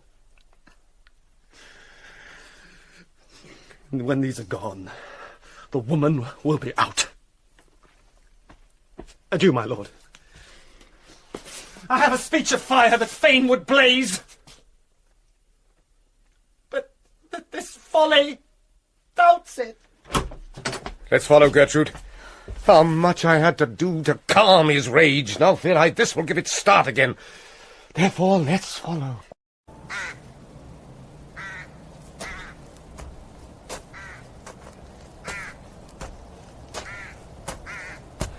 Is she to be buried in Christian burial that wilfully seeks her own salvation? I tell thee she is, and therefore make her grave straight. The crowner hath sat on her and finds it Christian burial. How can that be, unless she drowned herself in her own defence? Why? 'Tis found so. It must be so. Offendendo. It cannot be else. For here lies the point. If I drown myself wittingly, it argues an act, and an act hath three branches. It is to act, to do, and to perform. Ergo, she drowned herself wittingly. Nay, but hear you, Goodman Delver. Give me leave. Here lies the water. Good. Here stands the man. Good. If the man go to this water and drown himself, it is, willy-nilly, he goes. Mark you that, but if the water come to him and drown him, he drowns not himself. Ergo, he that is not guilty of his own death shortens not his own life. But is this law? Aye, marry, it is. Crowner's quest law. Will you have the truth on't? If this had not been a gentlewoman, she should have been buried out of Christian burial. Why, there thou sayest. And the more pity that great folk should have countenance in this world to drown or hang themselves more than they're even Christian. Come, my spade.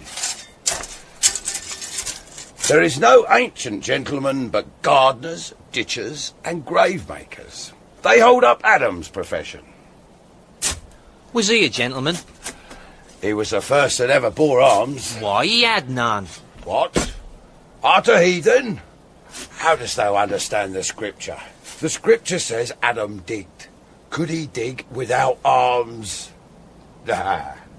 I'll put another question to thee. If thou answerest me not to the purpose, confess thyself. Go to. What is he that builds stronger than either the mason, the shipwright, or the carpenter? The gallows maker, eh? For that frame outlives 1,000 tenants. I like thy wit well, in good faith. The gallows does well, but how does it well? It does well to those that do ill. Now thou dost ill to say the gallows is built stronger than the church. Here go, the gallows may do well to thee. Ha ha ha, do it again. Come. Who builds stronger than a mason, a shipwright, or a carpenter? Aye, tell me that, and unyoke. Marry, now I can tell. Soot! Oh, mass, I cannot tell. Cudgel thy brains no more about it, for your dull ass will not mend his pace with beating. And when you are asked this question next, say a grave maker. Oh. The houses that he makes last till doomsday. Go get thee the yawn. Fetch me a stoop of liquor. Aye. In youth when I did love, methought it was very...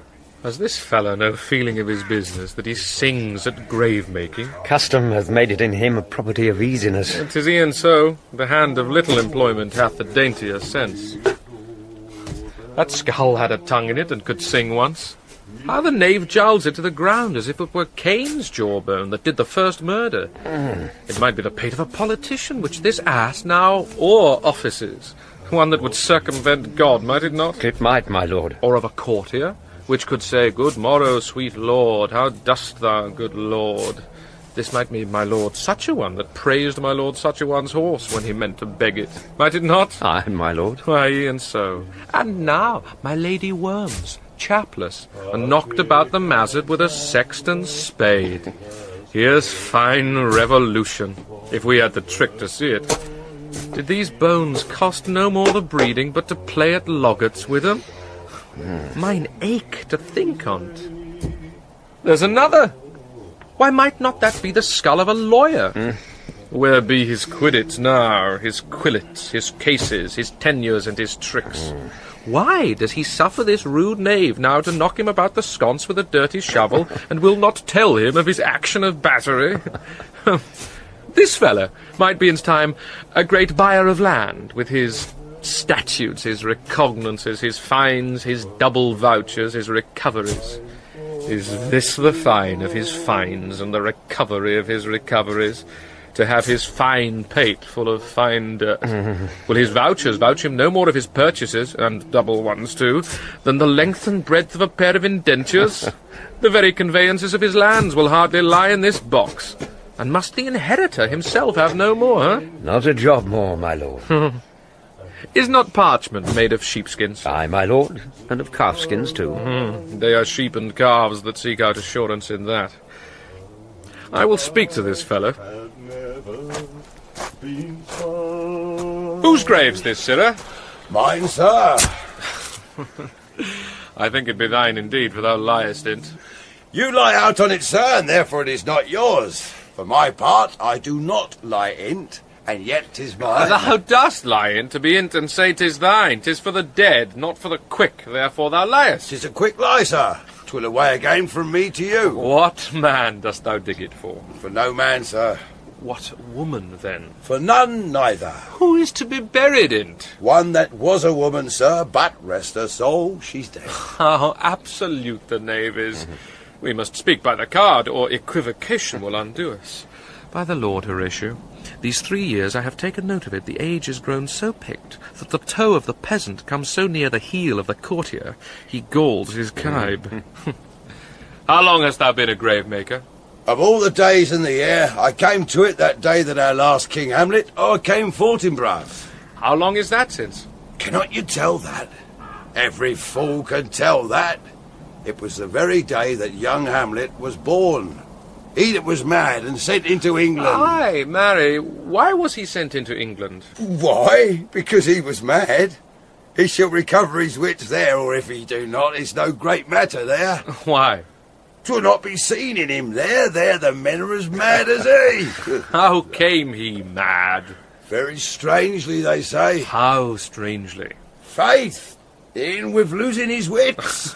Upon what ground? Why, here, in Denmark.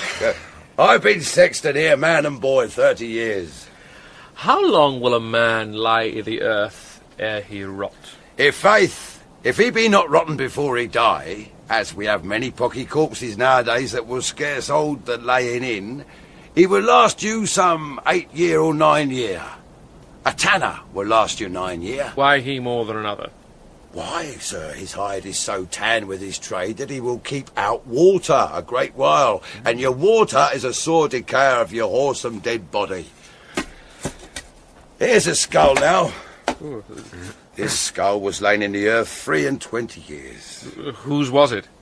A whoresome mad fellow it was. Who do you think it was? Nay, I know not. A pestilence on him for a mad rogue. I poured a flagon of Rhenish on my head once. This same skull, sir, was Yorick's skull, the king's jester. This? In that? Let me see.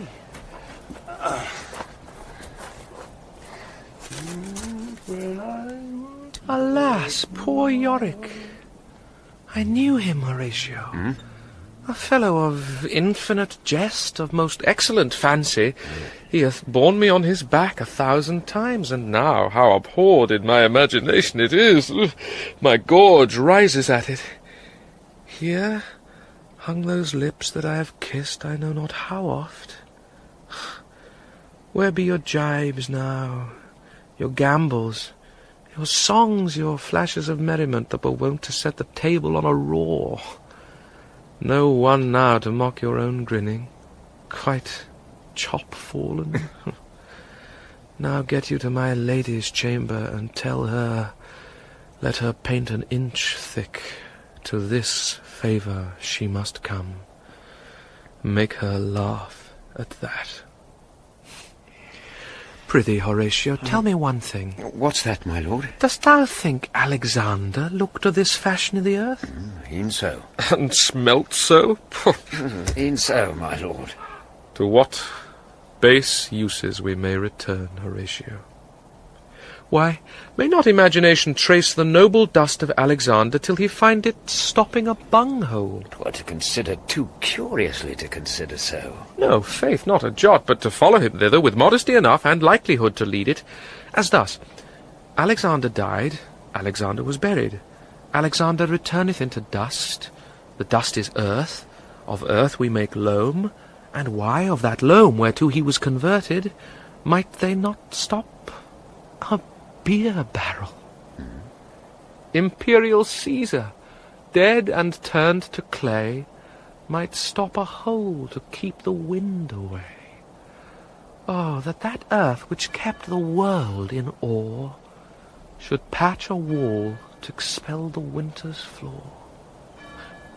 But soft, aside. Here comes the king, the queen, the courtiers. Who is it that they follow, and with such maimed rites?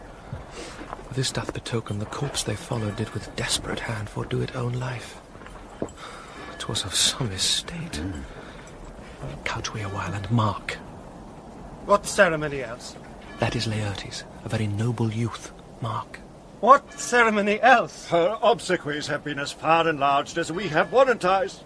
Her death was doubtful, And but that great command o'ersways the order, she should in ground unsanctified have lodged till the last trumpet. For charitable prayers, shards, flints, and pebbles should be thrown on her. Yet here she is allowed her virgin rites, her maiden struments, and the bringing home of bell and burial. Must then no more be done? No more be done! We should profane the service of the dead to sing sage requiem and such rest to her as to peace-parted souls.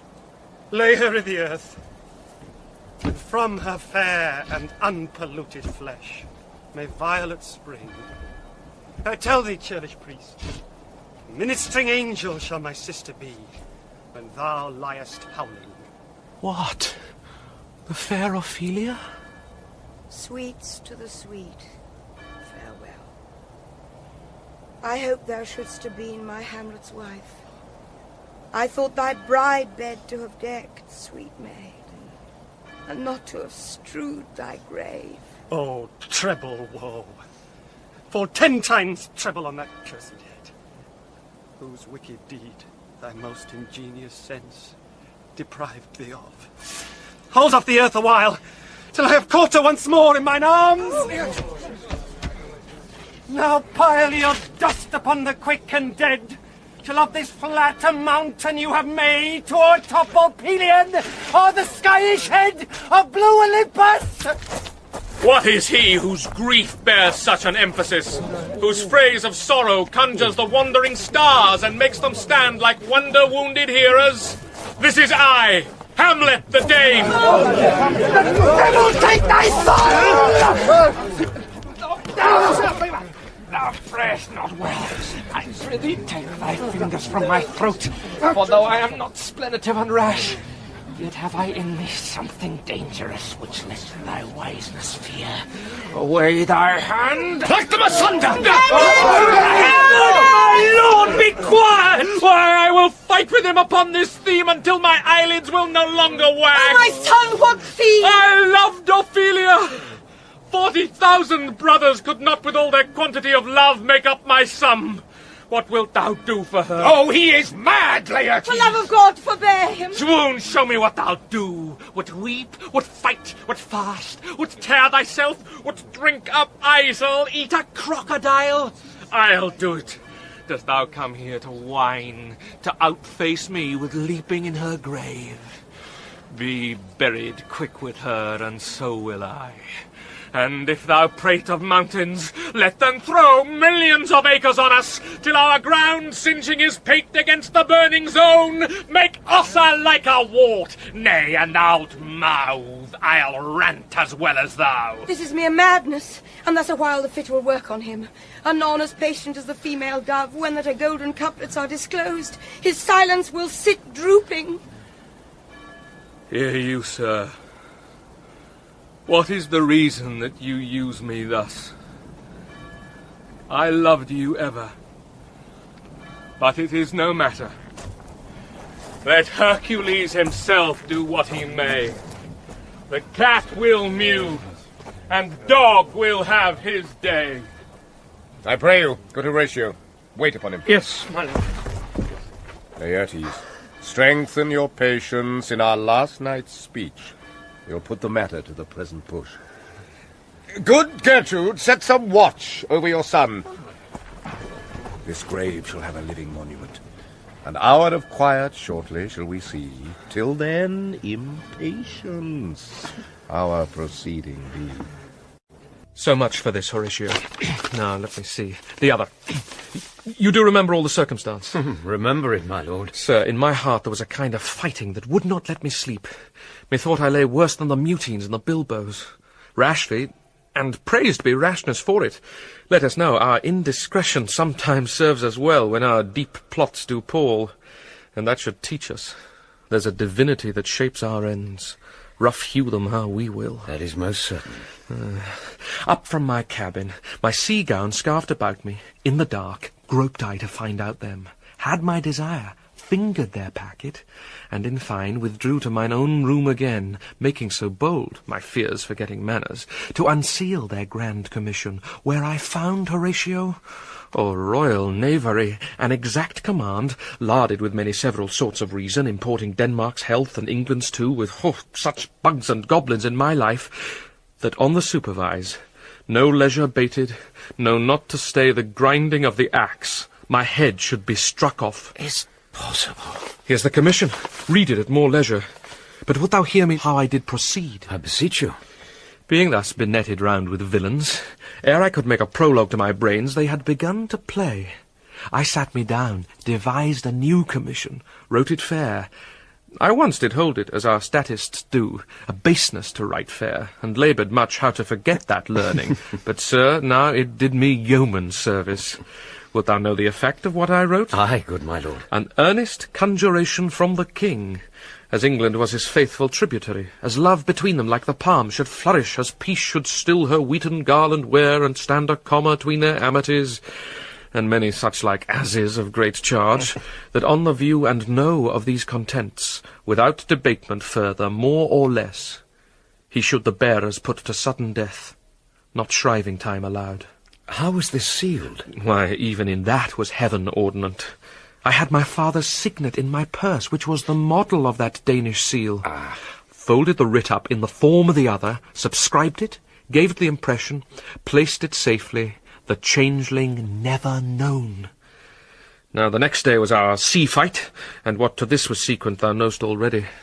So, Guildenstern and Rosencrantz go to't. Why, man, they did make love to this employment. They are not near my conscience. Their defeat doth by their own insinuation grow. 'Tis dangerous when the baser nature comes between the pass and fell insensed points of mighty opposites. Why, what a king is this? Does it not? Think'st thee stand me now upon?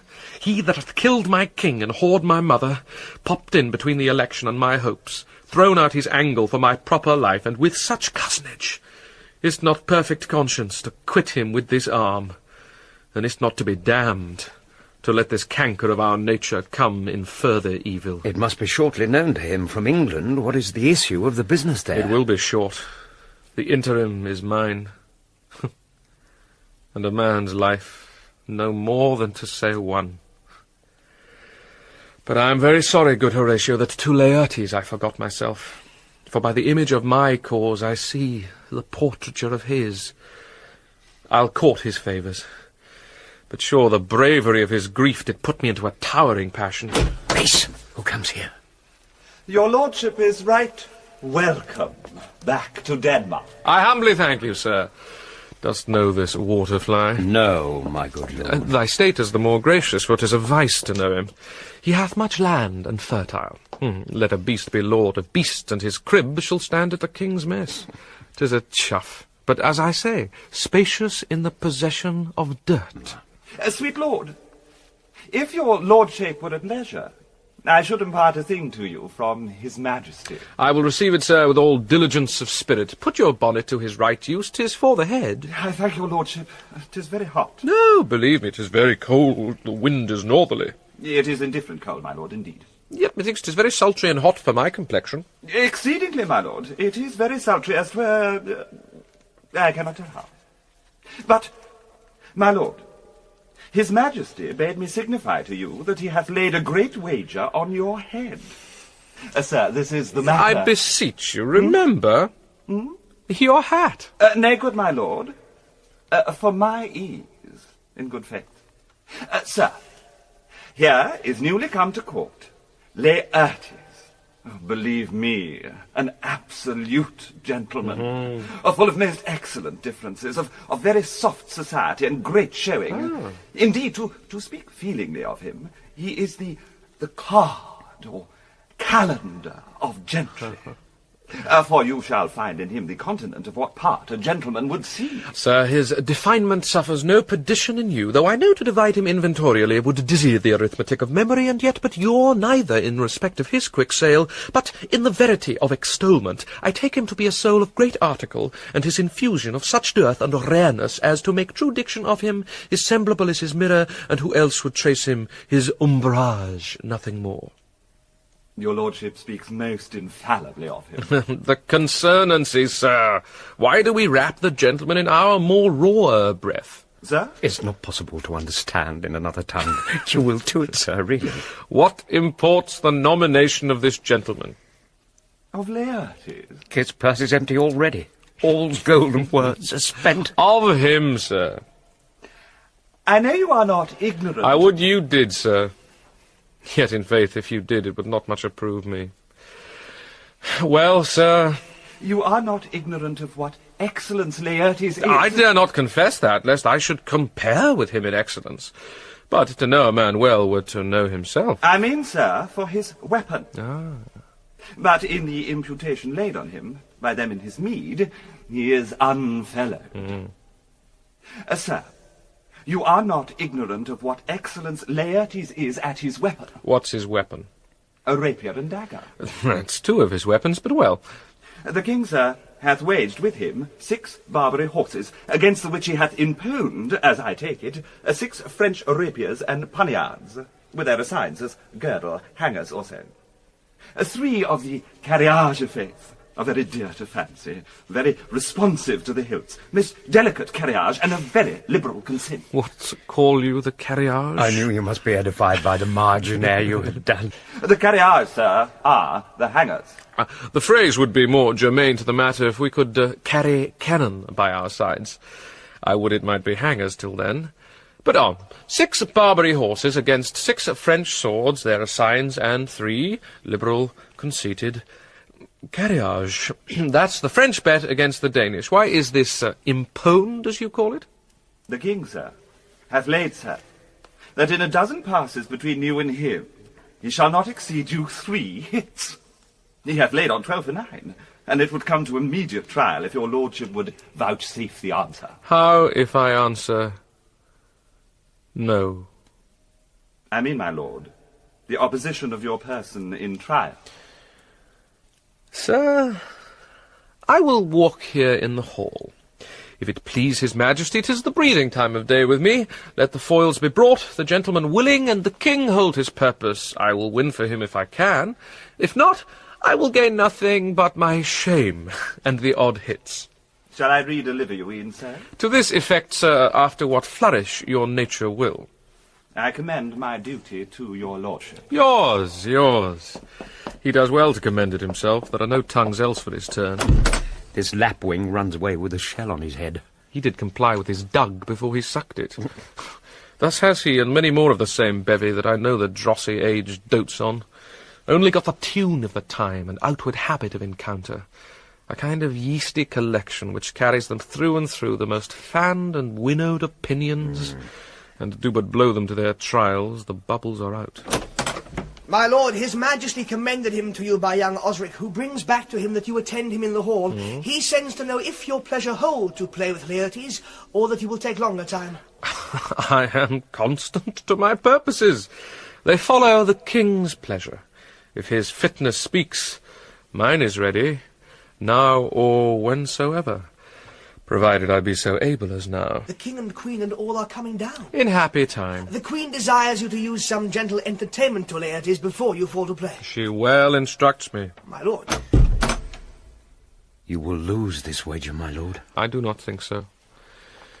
Since he went into France, I have been in continual practice. I shall win at the odds. But thou wouldst not think how ill all's here about my heart. But it is no matter. Nay, good my lord. It is but foolery. But it is such a kind of game-giving as would perhaps trouble a woman. If your mind dislike anything, obey it. I will forestall their repair hither, and say you are not fit. Not a whit. We defy augury. There is a special providence in the fall of a sparrow. If it be now, 'tis not to come. If it be not to come, it will be now. If it be not now, yet it will come. The readiness is all, since no man knows aught of what he leaves. What is't to leave betimes? Let be.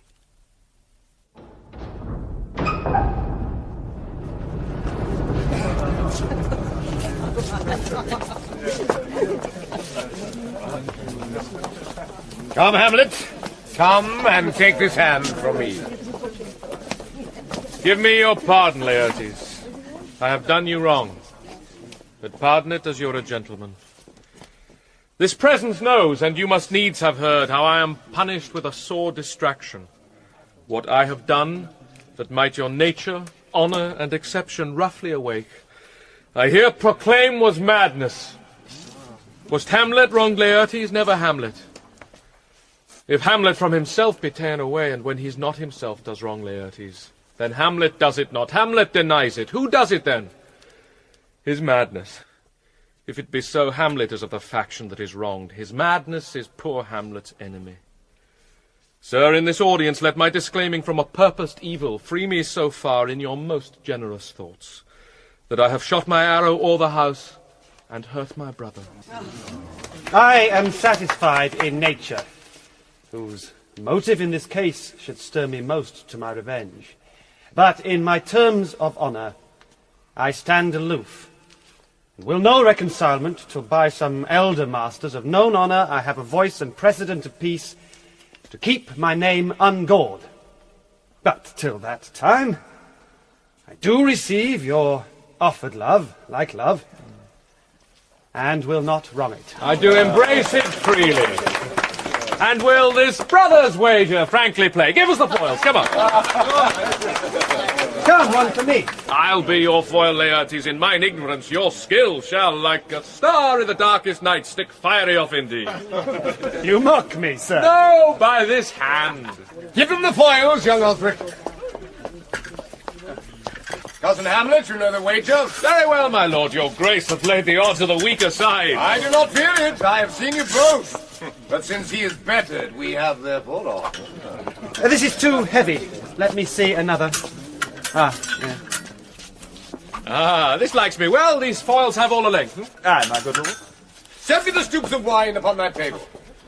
If Hamlet give the first or second hit, or quit in answer of the third exchange, let all the battlements their ordnance fire. The king shall drink to Hamlet's better breath. And in the cup, an union shall he throw, richer than that which 4 successive kings in Denmark's crown have worn. Give me the cups, and let the kettle to the trumpet speak, the trumpet to the cannoneer without, the cannons to the heaven to earth. Now the king drinks to Hamlet. Come, begin, and you, the judges, bear a wary eye. Come on, sir. Come, my lord.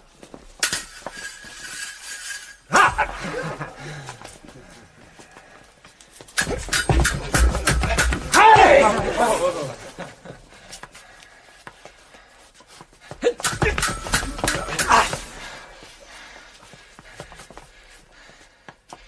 What?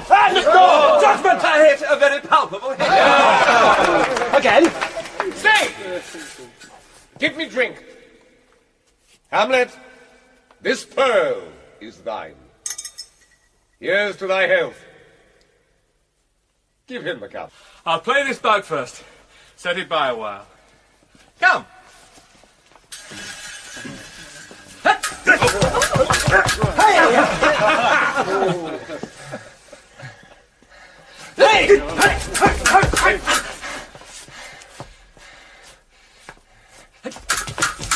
Another hit will see you! A touch. A touch, I do confess. Our sons will win. He's fat and scant of breath. Here, Hamlet, take my napkin, rub thy brows. The queen carouses to thy fortune, Hamlet. Good, madam. Gertrude, do not drink. I will, my lord. I pray you pardon me. It is the poison cup. It is too late. Hamlet, I dare not drink yet, madam. By and by. come. Let me wipe thy face. My lord, I'll hit him now. I do not think. And yet, it is almost against my conscience. Come for the third, Laertes. You do but dally. I pray you pass with your best violence. I am afraid you make a wanton of me. Oh, say you so. Come on.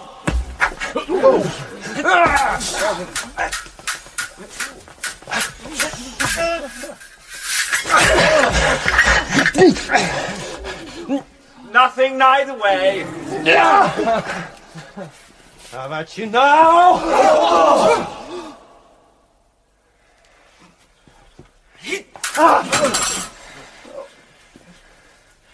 I'll have at you with your own foil, Laertes.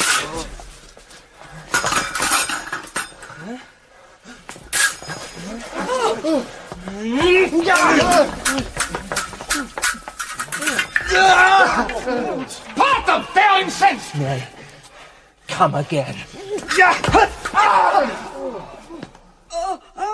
Look to the feeder! They bleed on both sides! How is it, my lord? How is Laertes? Why, as a woodcock to mine own springe, Osric, and justly killed with mine own treachery. How does the queen? She swoons to see them bleed. No. The drink. The drink. Oh, my dear Hamlet. The drink. The drink. I am poisoned. Oh, villainy. Oh, let the door be locked. Treachery! Seek it out! It is here! Hamlet! Hamlet, thou art slain. No medicine in the world can do thee good. In thee there is not half an hour of life. The treacherous instrument is in thy hand, unbaited and envenomed. The foul practice hath turned itself on me. Lo, here I lie, never to rise again. Thy mother's poisoned. I can no more. The king's to blame! The point envenomed too. Then venom to thy work now! Defend me! Friends! I am but hurt! Thou incestuous, murderous, damned Dane, drink off this potion! Thy union here, follow my mother! He is justly served. It is a poison tempered by himself. Exchange forgiveness with me, noble Hamlet. Mine and my father's death come not upon thee, nor thine on me. Heaven make thee free of it. I follow thee. I am dead. Horatio! Oh, wretched queen, adieu. You that look pale and tremble at this chance, that are but mutes or audience to this act, had I but time, as this fell sergeant death is strict in his arrest. Oh, I could tell you, but let it be. Horatio, I am dead. Thou livest. Report me, and my cause aright to the unsatisfied. I never believe it. I am more an antique Roman than a Dane. Huh? Here's yet some liquor left. As thou art a man, give me the cup. Let go, by heaven, I'll have it. Oh, God, Horatio, what a wounded name, thing standing thus unknown, shall live behind me. If thou didst ever hold me in thy heart, absent thee from felicity a while, and in this harsh world draw thy breath in pain to tell my story. What warlike noise is this? My lord, young Fortinbras, with conquest, come from Poland to the ambassador of England, gives this warlike volley. Oh, I die, Horatio. Potent poison quite o'ercrows my spirit. I cannot live to hear the news from England, but I do prophesy the election lights on Fortinbras. he has my dying voice. So tell him, with the occurrence more and less which have solicited,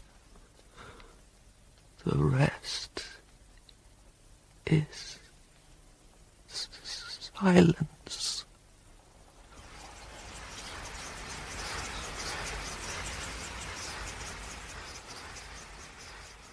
Now cracks a noble heart.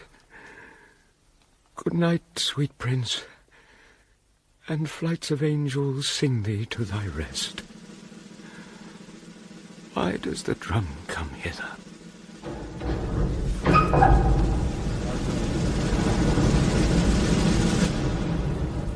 Where is this sight? What is it you would see? If aught of woe or wonder, cease your search.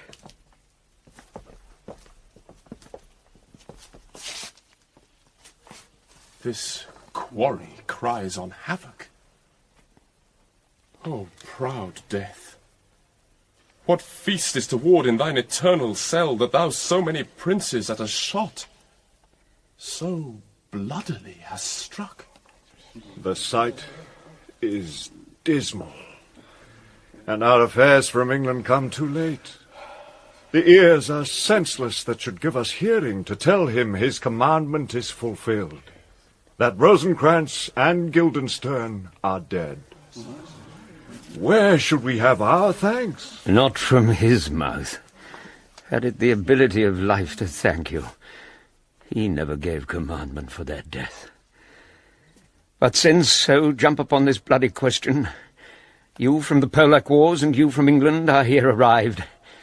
Give order that these bodies high on a stage be placed to the view, and let me speak to the yet unknowing world how these things came about.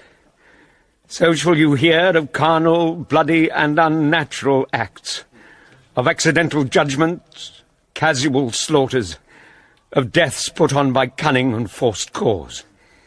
And in this upshot, purposes mistook fallen on the inventors' heads. All this can I truly deliver.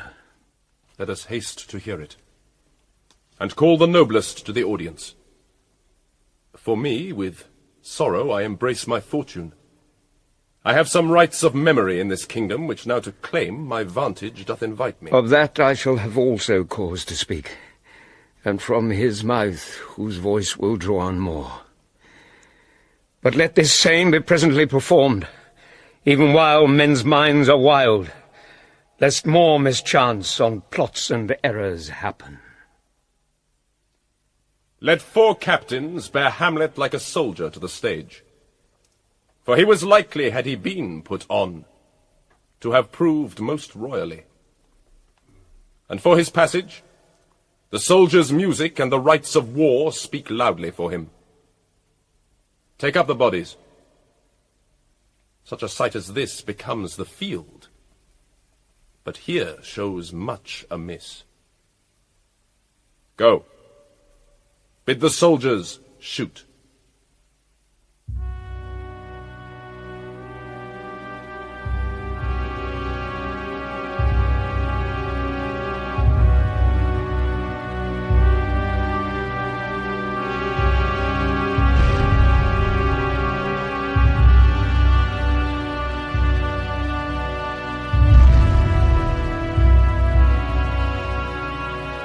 In Hamlet, Prince of Denmark, by William Shakespeare, Kenneth Branagh played Hamlet. Derek Jacobi, Claudius. Judi Dench, Gertrude. Richard Briers, Polonius. Michael Williams, Horatio. Sophie Thompson, Ophelia. James Wilby, Laertes. Michael Elphick, the first Gravedigger. Michael Hordern, the player King. Emma Thompson, the player Queen. And John Gielgud, the Ghost. Rosencrantz was played by Gerard Horan. Guildenstern by Christopher Ravenscroft. Osric by Richard Clifford. Fortinbras by James Simmons. Barnardo, Paul Gregory. Francesco, Alex Lowe. Marcellus Andrew Jarvis, second Gravedigger Mark Hadfield, Voltimand Sean Prendergast, and the gentlewoman Abigail Reynolds. The music was composed by Patrick Doyle and realized by Patrick Doyle and John Powell. The textual advisor was Dr. Russell Jackson.